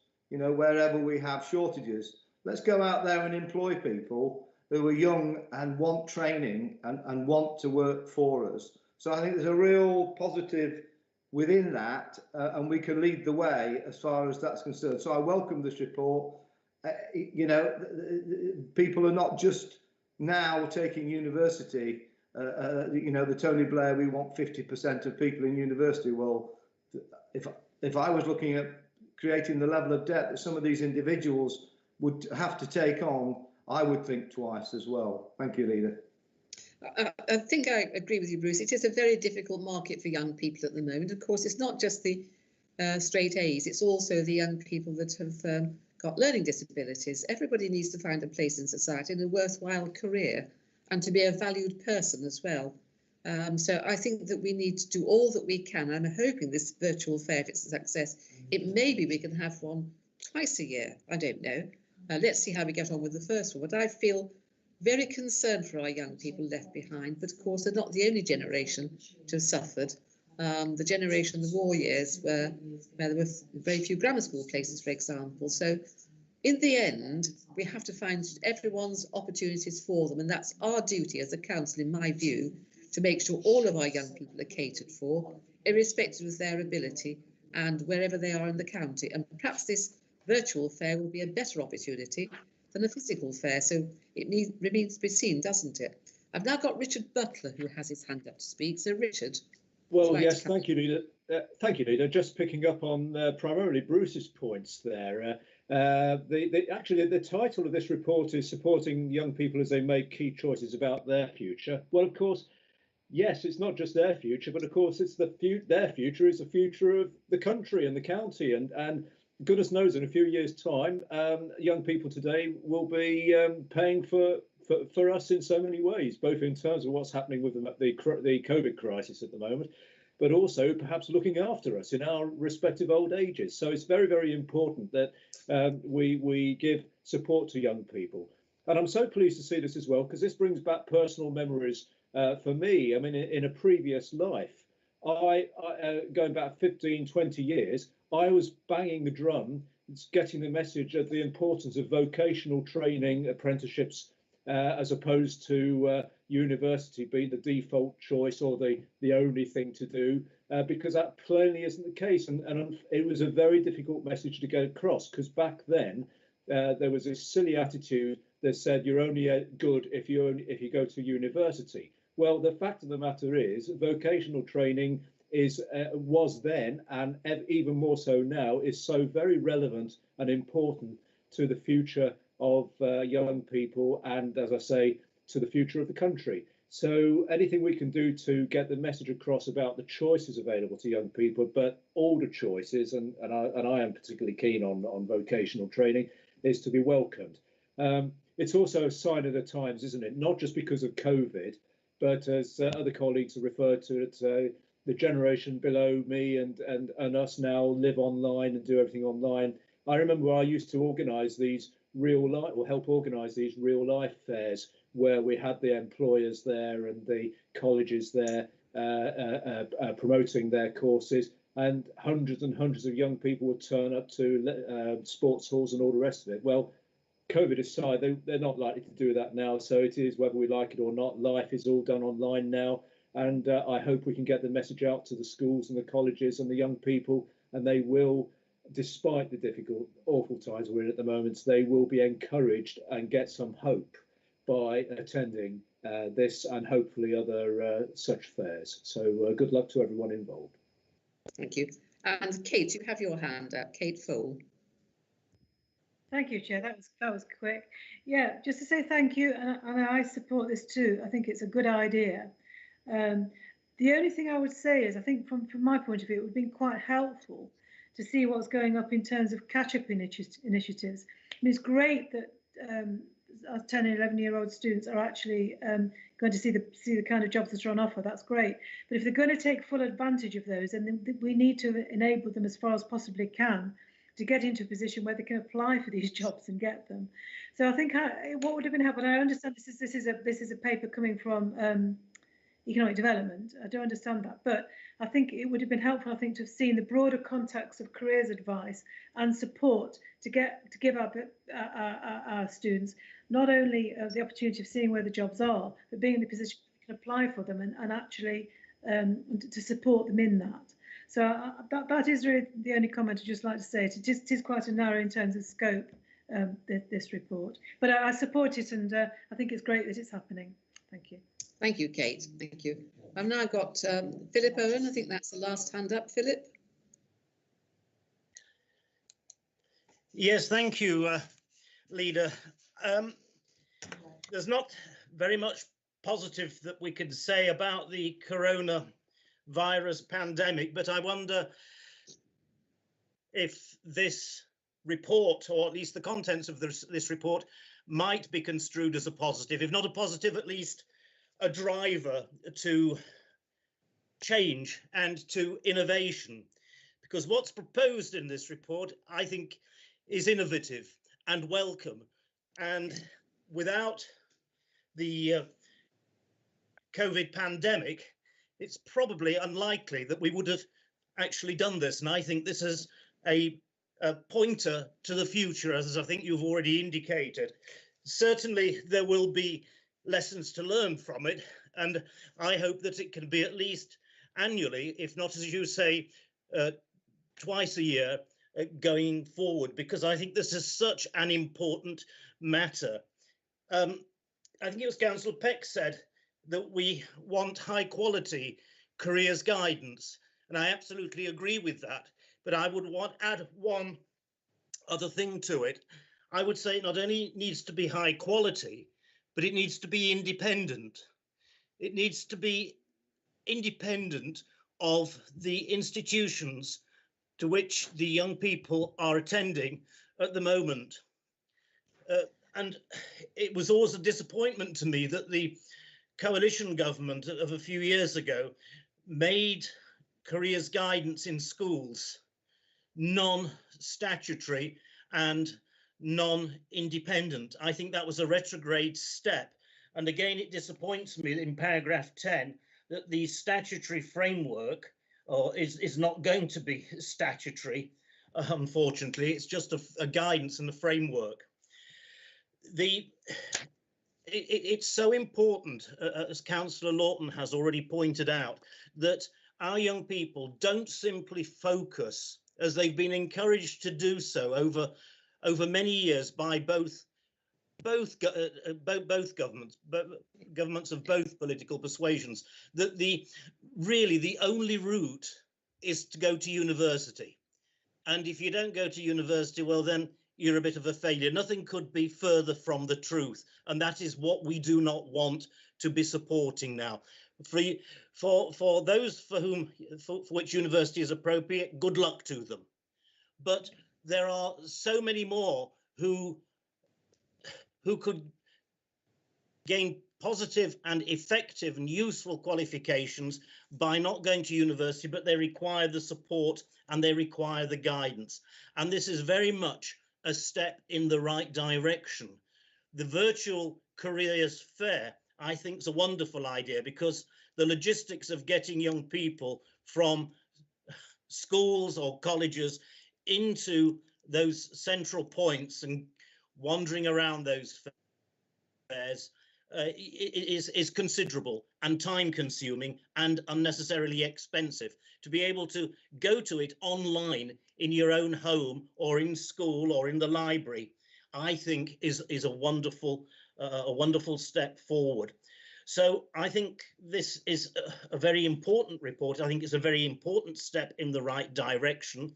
We are pioneering, and it won't work in its entirety first time round. We will need to be prepared to learn from mistakes, but I'm delighted that this report is in front of us this morning. It's something that we've been needing to do for a long, long time, and it can only be to the benefit of our young people. Thank you, Leader. Thank you very much, Philip. Reg, you've seconded this proposal. Would you like to say anything?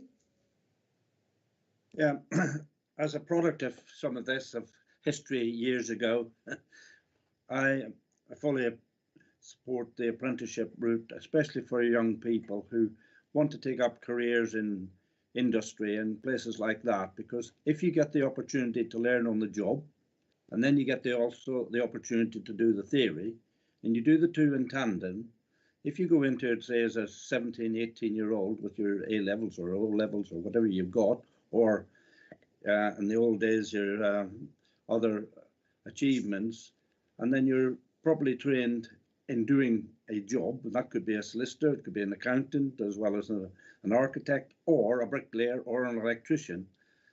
By the time you're 22 or 23, you've got skills to offer employers that you don't have if you only go through the theory route, and that's through the university. I mean, I can see that route being appropriate for medics and science and stuff like that, but for practical work, I think this is an absolute way. And I always remember my own days, but I'm going back to the 70s now. We never looked for a university student to come into an industrial point. We looked for a young person who wanted to get on in life, who was prepared to knuckle down, learn on the job, and also and make available to them their theory education. That might be day release or something to go to college, and bring the two together. And by the time they were 22, 23, they were a valuable person to the organisation that had developed them. They were a valuable person to society, and they were a valuable person to themselves, because they knew they were competent in the job that they were trying to do. So this route of educating our next generation, especially with technology and everything else that's available to us, we don't have to ask them to spend 3 to 5 years and come out with an MBA or someone from university to be able to do a job. So I totally support this route from practical experience of 30, 40 years ago. Well, can I thank all members who've spoken so warmly about the opportunity for young people in our county. I think there is a real coming together of all parties, all groups here, of recognising that there's more than one way to get an education, and that everybody is important, and there should always be ways to opt into higher education. I think we all remember the old polytechnics with a certain amount of fondness, and maybe someone will reinvent them at some stage. Can I move now to the vote then, please? We have the recommendations set out for you, and approve the allocation of up to £10,000 from the 2020-2021 Growth and Economic Development Initiatives budget to support the development and promotion of a suite of online resources, and jointly sponsor a virtual careers fair for Nottinghamshire young people. And I hope all those officers listening have taken account. If this is hugely successful, there's room for a second one this year, then I think we would all welcome it, but it's open for that. Now, I'm going to hand over to the Chief Executive, please, who will call the vote. So, Chief Executive. Thank you, Councillor Cutts. Just before I do, just for colleagues' information, we have around 250 apprenticeships at any one time in the County Council, somewhere between 8 and 10 graduate traineeships. And the information about those programmes is regularly reported to the Personnel Committee if anyone's interested. So coming then to Councillor Adair. 4. Councillor Barnfather. 4. Councillor Butler. 4. Councillor Cotty. 4. Councillor Cutts. 4. Councillor Fole. 4. Councillor Garner. 4. Councillor Guilfoyle. 4. Councillor Harper. 4. Councillor Knight. 4. Councillor Lawton. 4. Councillor Madden. 4. Councillor Martin. 4. Councillor Ogle. 4. Councillor Owen. 4. Councillor Peck. 4. Councillor Pringle. 4. Councillor Rhodes. 4. Councillor Vice. 4. It's unanimous, Chair.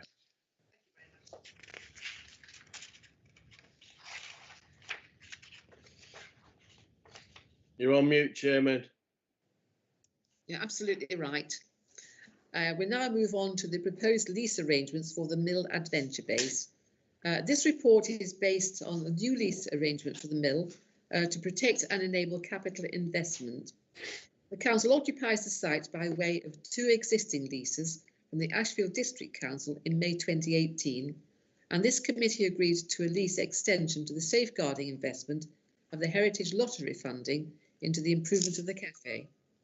In addition to this investment, the council has provided funding for improvement to the facilities, including the climbing tower, and a further capital investment to provide a community offer. Such capital investment is expected to widen the customer base, increase visitors, and help make the centre self-financing. The additional community offer is planned to be placed on land adjacent to the current site, and it's therefore proposed to protect the council's investments in this site, that the existing leases be surrendered to the council and we take a single lease to include all those areas, bringing the enlarged site together under a single lease. The terms of the proposed new lease are outlined within the report, and it is recommended that the committee approves the leasing additional area with the surrounding of the existing leases and taking a new lease as outlined in the terms in the paper. So I'm going to propose that. Do I have a seconder, please? I second that and reserve the right. Thank you. I've got Rachel for a speaker and then Alan Rhodes. So Rachel Madden. Thank you very much, Chairman. Again, this is brilliant. We're going forward in partnership again. So welcome this. Thank you for your ongoing commitment to the regeneration of that area. It's been quite successful so far, because we've had people moaning that it's too crowded while they're walking around, etc. So the more we can get there, the more attractive it will be, and the better for the tourism to both Ashfield and to Nottinghamshire County as a whole. So thank you for your ongoing commitment. Thank you, Rachel. Alan Rhodes. Alan, hello there. Thank you very much, Chair. Yes, this is a very nice facility. It's been on the go for a few years. And in fact, I remember we did some very good work with Ashfield District Council when I was leader of the council, and there was with the then Labour administration. I remember going visiting there and looking at the good work that had been done between the two authorities. I've got a question though, Chair, and it's a concern. I mean, we're obviously happy to support this report, but I can only support it if it's made clear in the terms of the proposed new lease who's responsible for what. If you look at paragraph 9, bearing in mind that this is an agreement between 2 councils, it simply says rates and utilities, the council will be responsible, insurance, the council will be responsible, repairs, the council to maintain the property. Break clause in favour of the council. I think we need to be clearer who we're talking about here, and I think it might be, it's not for me, a simple councillor, to tell our highly experienced officers how to do their job, but I wonder if it might be more helpful in years to come to ensure that we don't have any disagreements, and bear in mind that this agreement is going to run until 2041, when I suspect most, if not all of us, won't be involved anymore. Then we need to be clear who's responsible for what, and it really ought to be speaking about either the leaseholder and the tenant, or naming the specific council responsible, because I think that these terms and conditions are confusing and potentially could be a cause of conflict. So I'm asking if I did raise this with the chief executive and the relevant corporate director when we had a briefing on Monday, but it seems that nothing has changed. All right, I don't think that's quite the case. So, Chief Executive, would you like to come in, or shall I ask Matthew Neal? I'm happy to come in. Thank you, Councillor Rhodes. Yes, Adrian Smith and I have clocked your concerns. It's too late to change the papers, but we'll reflect it in the documentation going forward. So thank you very much. So can you tell us today with which council is going to be sort of the rent review upwards only and the rates, which council will be responsible for that? Have we got that detail yet? Matthew, you look as if you might have the answer. Yeah, thank you, Chair, and thank you, Councillor Rhodes. Yes, we will clearly will make this clearer as the Chief Executive has just explained.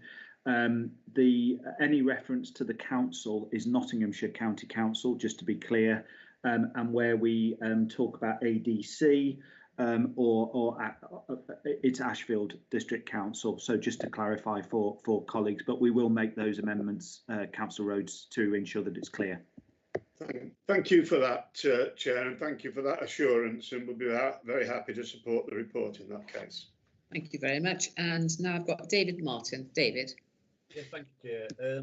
Obviously, the adaptations to the lease are to help secure heritage lottery funding and further future funding between the County Council and the District Council. It's a very important site, nestled in between Ashfield and Mansfield. It's a very popular site, and as Councillor Mad alluded to earlier, we had to put a one-way system on the walkway around the reservoir because it's not a very wide path, and there are no fields at the side of it. It's water, and of course, during the pandemic, that caused a bit of a chaos. It's a very historical site as well. I mean, it's named after a visit by King Henry II, and the aqueduct at the bottom is the original Mansfield to Pinxton Railway aqueduct, which was the 6th railway in the world to gain assent from the government. So it's quite a historical site as well. And there's a new railway bridge over the new Maid Marian line taking you to the new station on the far side. So it's all good. And of course, both councils are working towards improving that site for the general use of the public of Mansfield and Ashfield and the county and beyond. So thank you, Chair. We welcome this. Well, thank you, David, for the history as well. That's useful. Are there any other speakers? No? Well, Reg, you've reserved the right to speak. Would you like to come in? I've got nothing further to add. Thank you. I'll now move to the vote then. The recommendations are set out for you, and the recommendations are that we Policy Committee approves the leasing of the additional area, and that the existing leases dating 13th of May 2004 to the 6th of May 2015 are surrendered, and that one new lease is agreed on the terms contained within the report. And they're the recommendations. So I'm going to ask the Chief Executive now to put this to the vote. So, Chief Executive. Thank you, Leader. Starting with Councillor Adair. For. Councillor Barnfather. For. Councillor Butler. For. Councillor Cotty. For. Councillor Cutts. For. Councillor Fole. For. Councillor Garner. For. Councillor Guilfoyle. For. Councillor Harper. For. Councillor Knight. For. Councillor Lawton. For.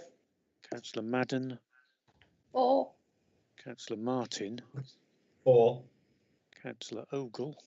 For. Councillor Owen. For. Councillor Peck. For. Councillor Pringle. For.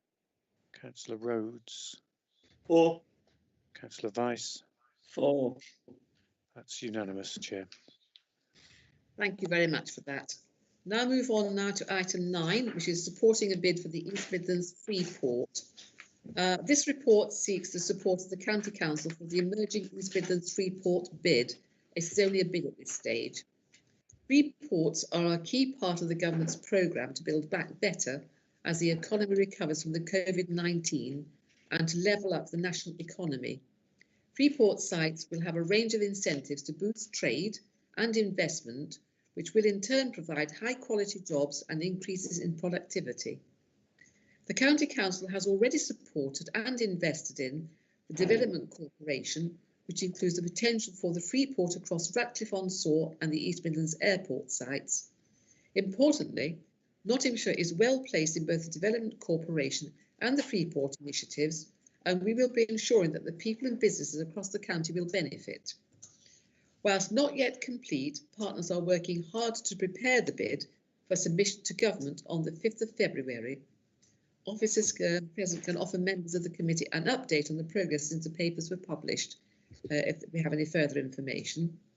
And should our initial bid be successful, government's financial support will be provided so that full detailed business case can be prepared for the final appraisal by government. The policy committee, therefore, are also being invited to consider that the full business case and assess any implications for the County Council, including financial and other statutory impacts.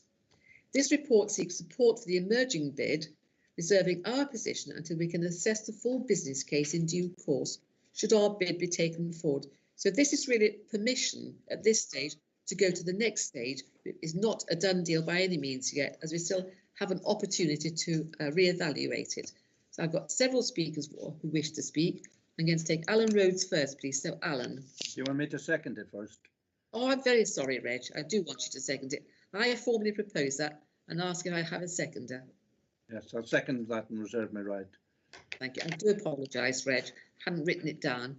So Alan Rhodes now, please. Alan. Thank you very much, Chair. Very supportive of this paper and of the project as a whole. It is clearly an important aspect of the rebuilding of the economy in our, not just in our county, but in the across the whole of the East Midlands region. But it does come with caveats, of course. I mean, there are clear advantages for businesses that are located within the Freeport zone, and their financial advantages identified in paragraph 6 and again referred to in paragraph 8.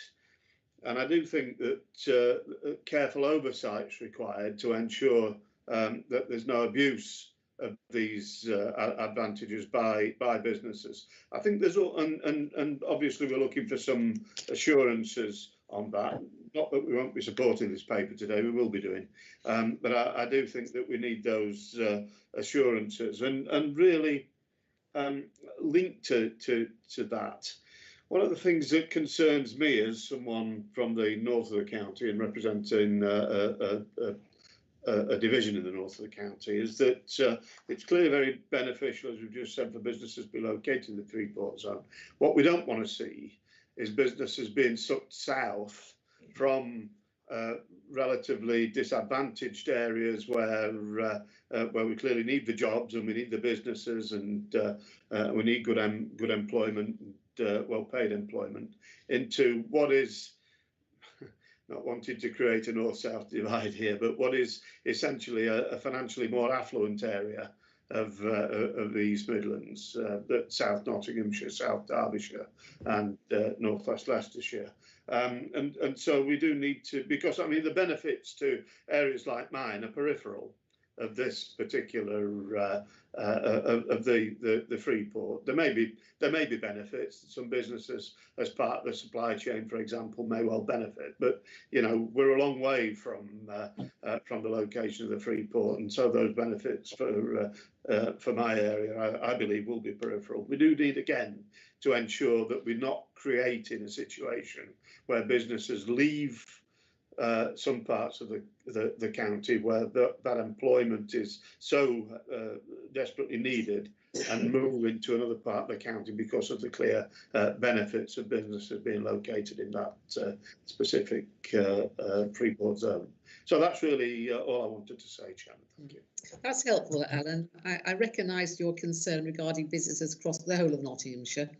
And I think you are quite right. We need always to guard against this, sucking it into one particular area. I don't think this will do, but it's certainly a timely reminder, so thank you. I've now got David Martin to speak. David. Yes, thank you, Chair. Well, in answer to that, Alan, I fully agree with what you're saying, but it was actually a company in my division that won a £30 million contract and worked on the intermodal park, and they're now concurrently doing the geotechnics on the HS2 leg phase 1, they're already working on it. So and they employ over 400 people across my district and division. So you know, so I already see the benefits. In fact, I spoke to one mother this morning whilst walking my dogs on the lane, and her son's got an apprenticeship at that firm. So I can already see it happening, and it's fantastic news for us. Of course, what would also be even more beneficial to us would be the confirmation that we're going to get HS2B Eastern leg, and that would be beneficial for the Freeport area as well. So I do think that that's a massive key part, and I'm sure everybody agrees with that. And we keep banging the drum about it, and one day they might listen. So thank you very much, Chair, but I do welcome it, and it's been a massive boost to our economy in Ashfield already. Yeah, I think the investment in infrastructure in the county is actually vital to all of these things. Yeah. They aren't any one thing on their own. It all stands together, David, in my view. Other speakers, Councillor Cottage, do I have your hand up? Have I missed that? Yes, I'm sorry. I keep struggling with the computer at the moment. I've not a lot to add really, apart from the fact that it is a fantastic thing for this area to bring in, you know, for our industries. And I agree with the previous speakers that we want everybody to benefit from it. But it's also going to benefit our automotive, aerospace, engineering. It's going to benefit the whole community, and it is about time that government supported the East Midlands. That we've got the East Midlands Development Corporation taking this forward. So I'm really pleased to see this document, and also with the fact it's linking in with the airport as well. So one of the biggest freight airports in Europe. So I'm happy to support this paper, Leader. Thank you. Thank you very much. And Kate, I have your hand up now. Kate Fowle. Thank you, Chairman. Yes, and yeah, happy to support and share other people's concerns in Islands about the potential abuse of benefits, and of course, this kind of making sure that the whole county benefits, including small business, because sometimes again, you know, they can kind of get left behind. And this kind of initiative, I think, can benefit the really big manufacturers, which is not a problem with, because they employ a lot of people. But you know, then there is a supply chain behind that I think could benefit across the whole county. I've just a separate worry, and I know I raise this pretty much every time, and the head office is aware of this, but I just worry about the governance of this. I really want to be continually reassured that there is local democratic accountability across the board, and decisions that are being made about our localities are actually in the control of locally democratically elected members, and not just the kind of the LEPs and the kind of really big organisations. And I have to say, you know, in the past, these things tend to be very business-led. They end up with kind of things that are actually a little more than quangos. And I know I've had the discussion. I know that isn't the intention, but I would just keep asking continual reassurance. What are the governance arrangements, and how are we as members directly influencing what happens, so we can be sure that this is having a really good impact across the county and impacting positively on all our residents in terms of jobs and well-being and the rest of it. Okay, thank you. I mean, you and I both share this fear that somehow democratically elected people are sidelined in order to get others coming in, and I think it is wholly wrong. The whole point that's come out of today's meeting, I think, is how important members are when standing between members of the public and organisations, what organisations they are. And I don't like the trend towards non-elected people sitting there for their business experience or whatever else it might be. And I think LEP's a prime example of that. I think it's really important that we do have democratically elected organisations which can voice people's concerns. And we're actually quite good at that. We probably don't tell people often enough about it. So I welcome your point of view, Kate. I don't have any more hands up now. Reg, you've reserved the right to speak. Would you like to come in? Yes, Chair. Yeah, I think the opportunity to be able to bid for this is a real opportunity for East West Midlands and the economy around our area. I don't think we have to be too selfish about where it's located. The selfish bit about having it located is having it located in our area and not in somebody else's area, so that we in this region can benefit from the economic benefits from it as it goes forward. So I think the business case in itself, as it develops and is developed for government, will determine a lot of answers to the questions that have already been put. So I think having the opportunity to bid for it in our area is a real opportunity for the economic growth of this area, and we should grab it as best we can. And obviously, in our business case, hopefully, government will see favour in our area against somebody else's area. And I think that's the key thing at the moment, because that's all it is to put the business case forward to government for Freeport in our area, and hopefully they choose our area against somebody else's area. Before we move to the vote, can I just ask Adrian, you're on the call today, Adrian, and this is going to fall to you for this consultation. Can I have your assurance you've taken note of members' concerns that this is very much led by elected membership, whoever it might be, whichever council, it is a democratically elected membership? Yes, of course. Thank you, Kay. Would you like me to respond to some of the other points that have been made as well as I go? Happily do that all in one go. So first and foremost, around governance, as the report sets out, in the initial bid, we only have to provide an outline of our proposed governance model. And indeed, we'd get some support from government to then work that up in more detail should we pass the first test. But let me offer some comfort and reassurance to members that in the work stream that we've put together within the programme, which I was very kindly nominated to lead around governance earlier in the week, all of the directly affected local authorities will absolutely be sitting within the governance structure, and therefore have a very clear and direct route to provide that democratic accountability that has been raised by you and other members on the committee.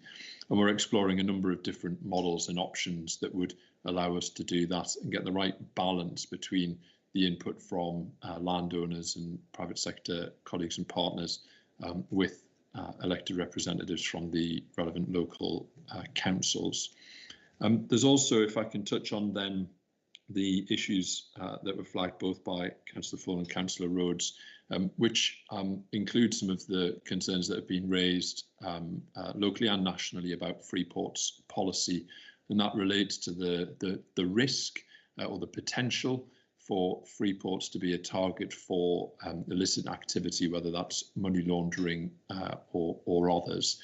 And there are at least 3 very clear tests and provisions that we'll have to adhere to when we make our final business case later on in the year. The first is a requirement of government that all of the Freeports will have to meet the OECD, so the kind of international standards and codes of conduct around free trade zones, which have been adopted into UK legislation around the money laundering regulations. I think they were adopted back in 2017, and there are a number of provisions in statute that will have to be met around any kind of illicit activity. And then any successful bidder will then have to go through an authorisation process with HMRC and with Border Force authorisation as well, to demonstrate that we've got the standards in place and the procedures in place to guard against any fraud, tax avoidance, money laundering, or whatever it might be. And then another key task that will fall to that governance body once it's established with its elected member representation will be to act as an interface between various different government bodies and agencies for the open provision of data and records, whether that's HMRC, National Crime Agency, Border Force and others, so that both government and local partners can be assured that the activity taking place within the sites is all above board. So there are a number of safeguards that will be in place both within our business case, but ultimately once various authorisations are sought and provided, should we be successful. Let me touch briefly as well on the question around displacement and the opportunities for kind of wider economic benefit. It needs to be clear in our bid that there will be one wider regional benefit It's a key pillar and a key test that government will apply to these bids, that the bid will meet with levelling up ambitions that the government have tied into the Freeport prospectus. And secondly, we'll need to be able to evidence that there will not be displacement from other parts of the region, the country, into the tax sites. This is based on lots of learning and evidence from operation of Freeports internationally. And we feel that we've got some good assurance around that already in our emerging bid, particularly because of the nature of the activities that we expect and the sectors of industry that we expect to see grow within our Freeport sites, which in many respects will be additional to and add value to existing sector strengths within our region, which should mean, therefore, speaking to Councillor Fole's point, that there will be an enhancement of opportunities for SMEs across our region who are already in our region's supply chain to grow and expand their business. And Councillor Martin touches on some of the benefits we're already seeing from phase 1 and other HS2 related activity. We've already got 126 businesses in the region who are in the HS2 supply chain now, obviously generating not just jobs and apprenticeships, but also productivity and prosperity in the region. And of course, if we get a Freeport with all the incentives that come with it, what we would expect to see is a wider regional uplift in economic activity, which would benefit businesses across the region and beyond. Just one other point as well on that basis, through our partnership working within the Midlands Engine, we're aware that there's another potential bid to go forward for a Freeport up and around the Humber ports, and our friends and colleagues in Lincolnshire and North East Lincolnshire are bringing that forward. And of course, if the region was to get to the point where it had 2 Freeports in the patch across the Midlands, that would be, again, a huge benefit to businesses in Nottingham and Nottinghamshire, because they'd have easy access to both sites. So I think all in all, there are a number of significant opportunities for us, but the bid remains in development, which is why, unfortunately, members, we're not in a position to put a complete bid before you today, but we can take all of the comments you've raised and the concerns you've raised into the final stages of developing the bid and make sure we take those into account before we write our letter of support. Back to you, Leader. That's really helpful, Adrian. Thank you very much indeed, and I think quite reassuring as well. So now I'm going to move to the recommendations, which is 1, to endorse a submission for a Freeport proposal for government, the East Midlands, including sites within Nottinghamshire, and subject to the delegation and considerations also recommended. And that we delegate authority to the Corporate Director in place, in consultation with Leader of the Council, to give consideration to finalise the Freeport proposal and, subject to the proposals, identifying potential benefits for businesses and people across Nottinghamshire, and advice being provided online any currently identifiable risks or negative impacts on the Council's statutory functions, finances or other risks. To approve submission of a formal letter of support for the proposal from the County Council signed by the Leader, and 3, agrees to receive a further report to consider the full business case and any implications for the County Council should the bid be taken forward by government. So that's what we're voting on today. I'm now going to ask the Chief Executive, please, to take the vote. So, Chief Executive. Thank you, Councillor Cutts. Councillor Adair. For. Councillor Barnfather. For. Councillor Butler. For. Councillor Cotty. For. Councillor Cutts. For. Councillor Fole. For. Councillor Garner. For. Councillor Guilfoyle. For. Councillor Harper. For. Councillor Knight. For. Councillor Lawton. Councillor Madden. For. Councillor Martin. For. Councillor Ogle. For. Councillor Owen. For. Councillor Peck. For. Councillor Pringle. For. Councillor Rhodes. For. Councillor Vice. For. And once more for Councillor Lawton. For. Thank you, Bruce. That's unanimous. Thank you, Chief Executive, and thank you, members.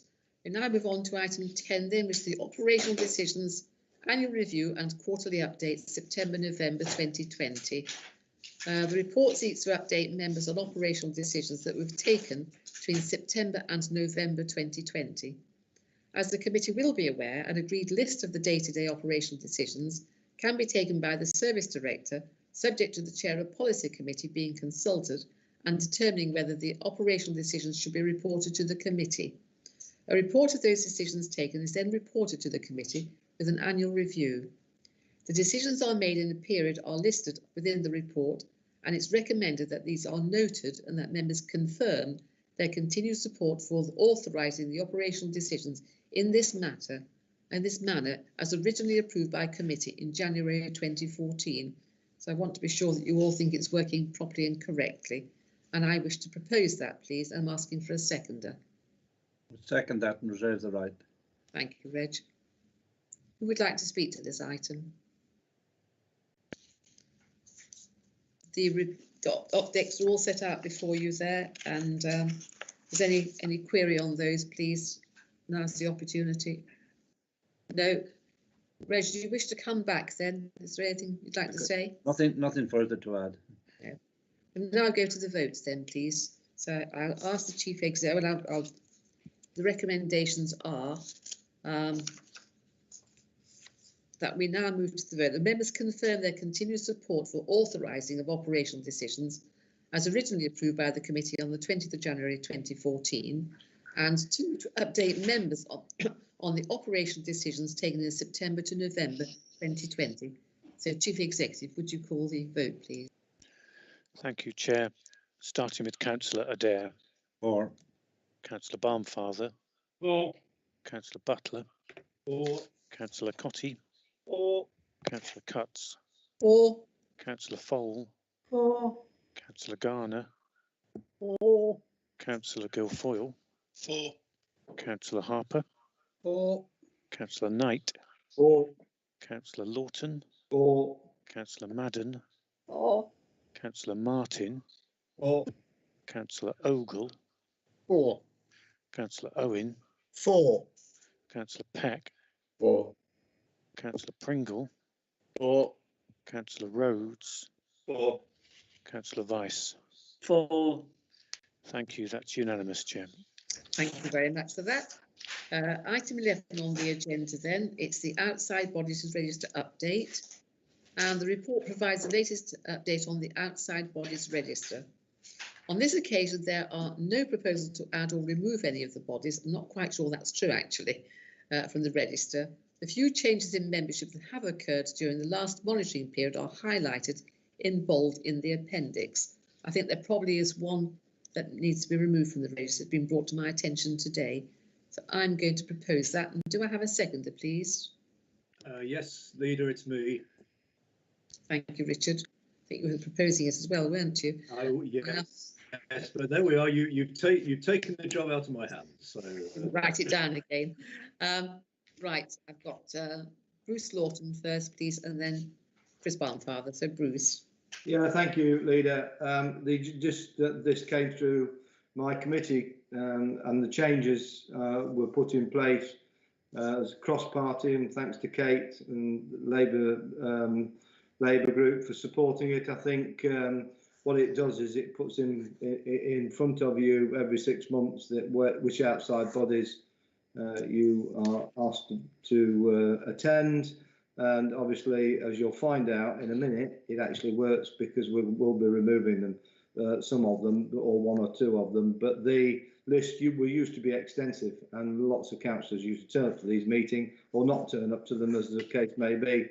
And so it has been slimmed down quite considerably. So it just shows you sometimes things work. Thank you. Thank you very much. And I've got Chris Barnfather next, please. Yeah, thank you, Leader. On the yellow pages, the sixth organisation listed there is the Constables Field Foundation, which I've represented the authority on now for a while. It was an educational trust for children within the Greater Arnold area, There's a similar organisation called the Arnold Educational Foundation, which had identical aims and objectives. Last year, we worked with the Charity Commission and actually merged the Constables Field Foundation into the Arnold Educational Foundation, and there is now no requirement for a county councillor to be a trustee. So I would ask that Constables Field Foundation be removed from the list of outside bodies. Can we take note of that, please? Yeah. Thank you. Yes, I can do that, Leah. Thank you. Thank you, Keith. David, your hand is up. David Martin. David. Yes, Chair, sorry. I noticed in item 6, it says Policy Committee retains the authority to approve category A and C bodies. Who retains the authority to appoint to category B bodies? Just for future reference, that's all. I wonder, Keith, if you could answer that question. Yeah, yes, certainly, Leader. Under paragraph 5, it just clarifies that as part of the new process, I'm actually given delegated authority to add category B bodies to the register, and they come back. So if there'd been anything in the last 6 months, it would have been included within this report for Policy Committee. Just to endorse that, basically. And so that was some of the thing, and that was agreed as part of the changes in the process, and it was around speeding that up so that we weren't having to bring every single body back to Policy Committee with individual reports each time. Are you happy with that, David? Yep. Thank you. Richard Butler. Well, thank you, Leader. Yes, I was really just going to confirm that, which has already been partially mentioned, but there's only been one addition of an outside body, and that is the MCO corporation that we agreed to be part of earlier this year. And the only other changes, apart from the one that Councillor Barnfather has just reported, are just changes of nominees to 3 existing bodies. And two of these changes are because of the position within the authority that goes with need to be on those particular outside bodies. And another one that the previous member was finding it hard to attend meetings, and so another member is taking their place. Thank you. Thank you, Richard. That's helpful. Are there any other speakers then? No. So can we then now move to the vote, and I will make the following recommendation.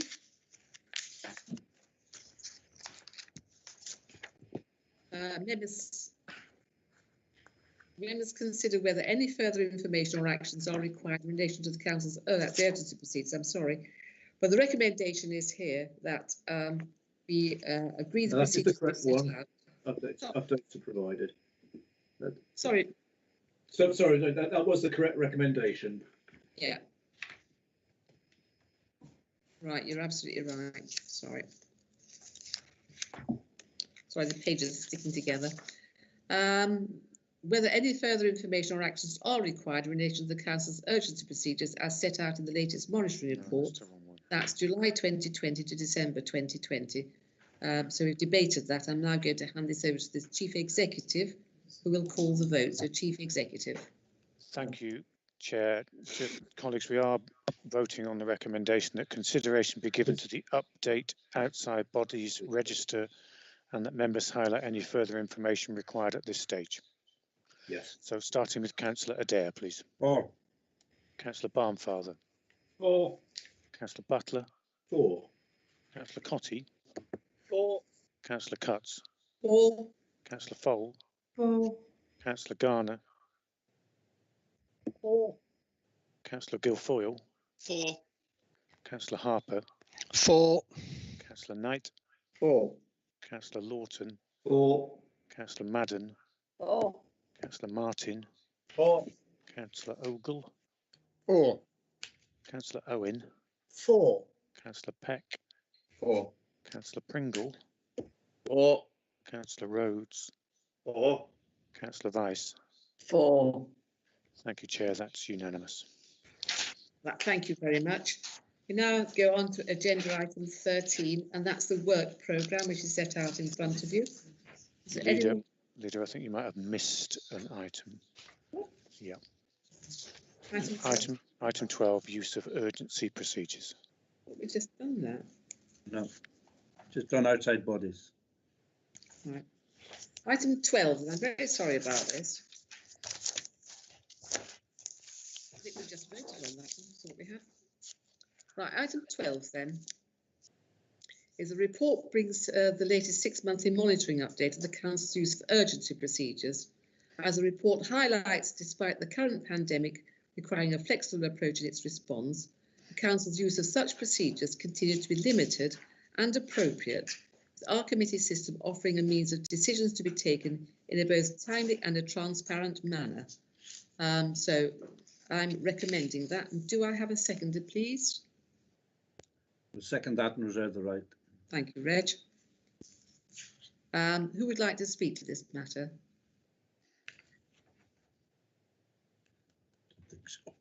No. Reg, would you like to make any further comments? No further comments. No.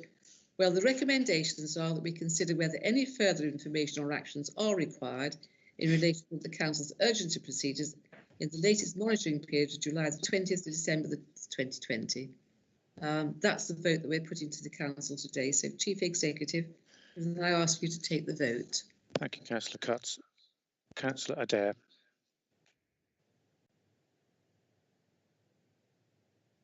Councillor Barnfather.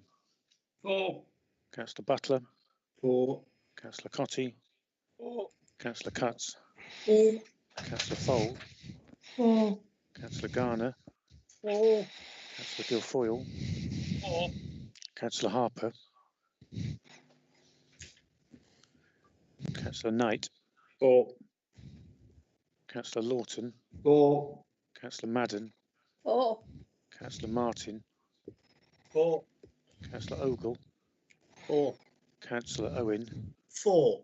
Councillor Peck. For. Councillor Pringle. For. Councillor Rhodes. For. Councillor Vice. For. Back to Councillor Adair. Did I get? I said 4, so you must Thank have missed me. Sorry. Councillor Harper. For. Thank you. That's also unanimous, Chair. Thank you very much indeed.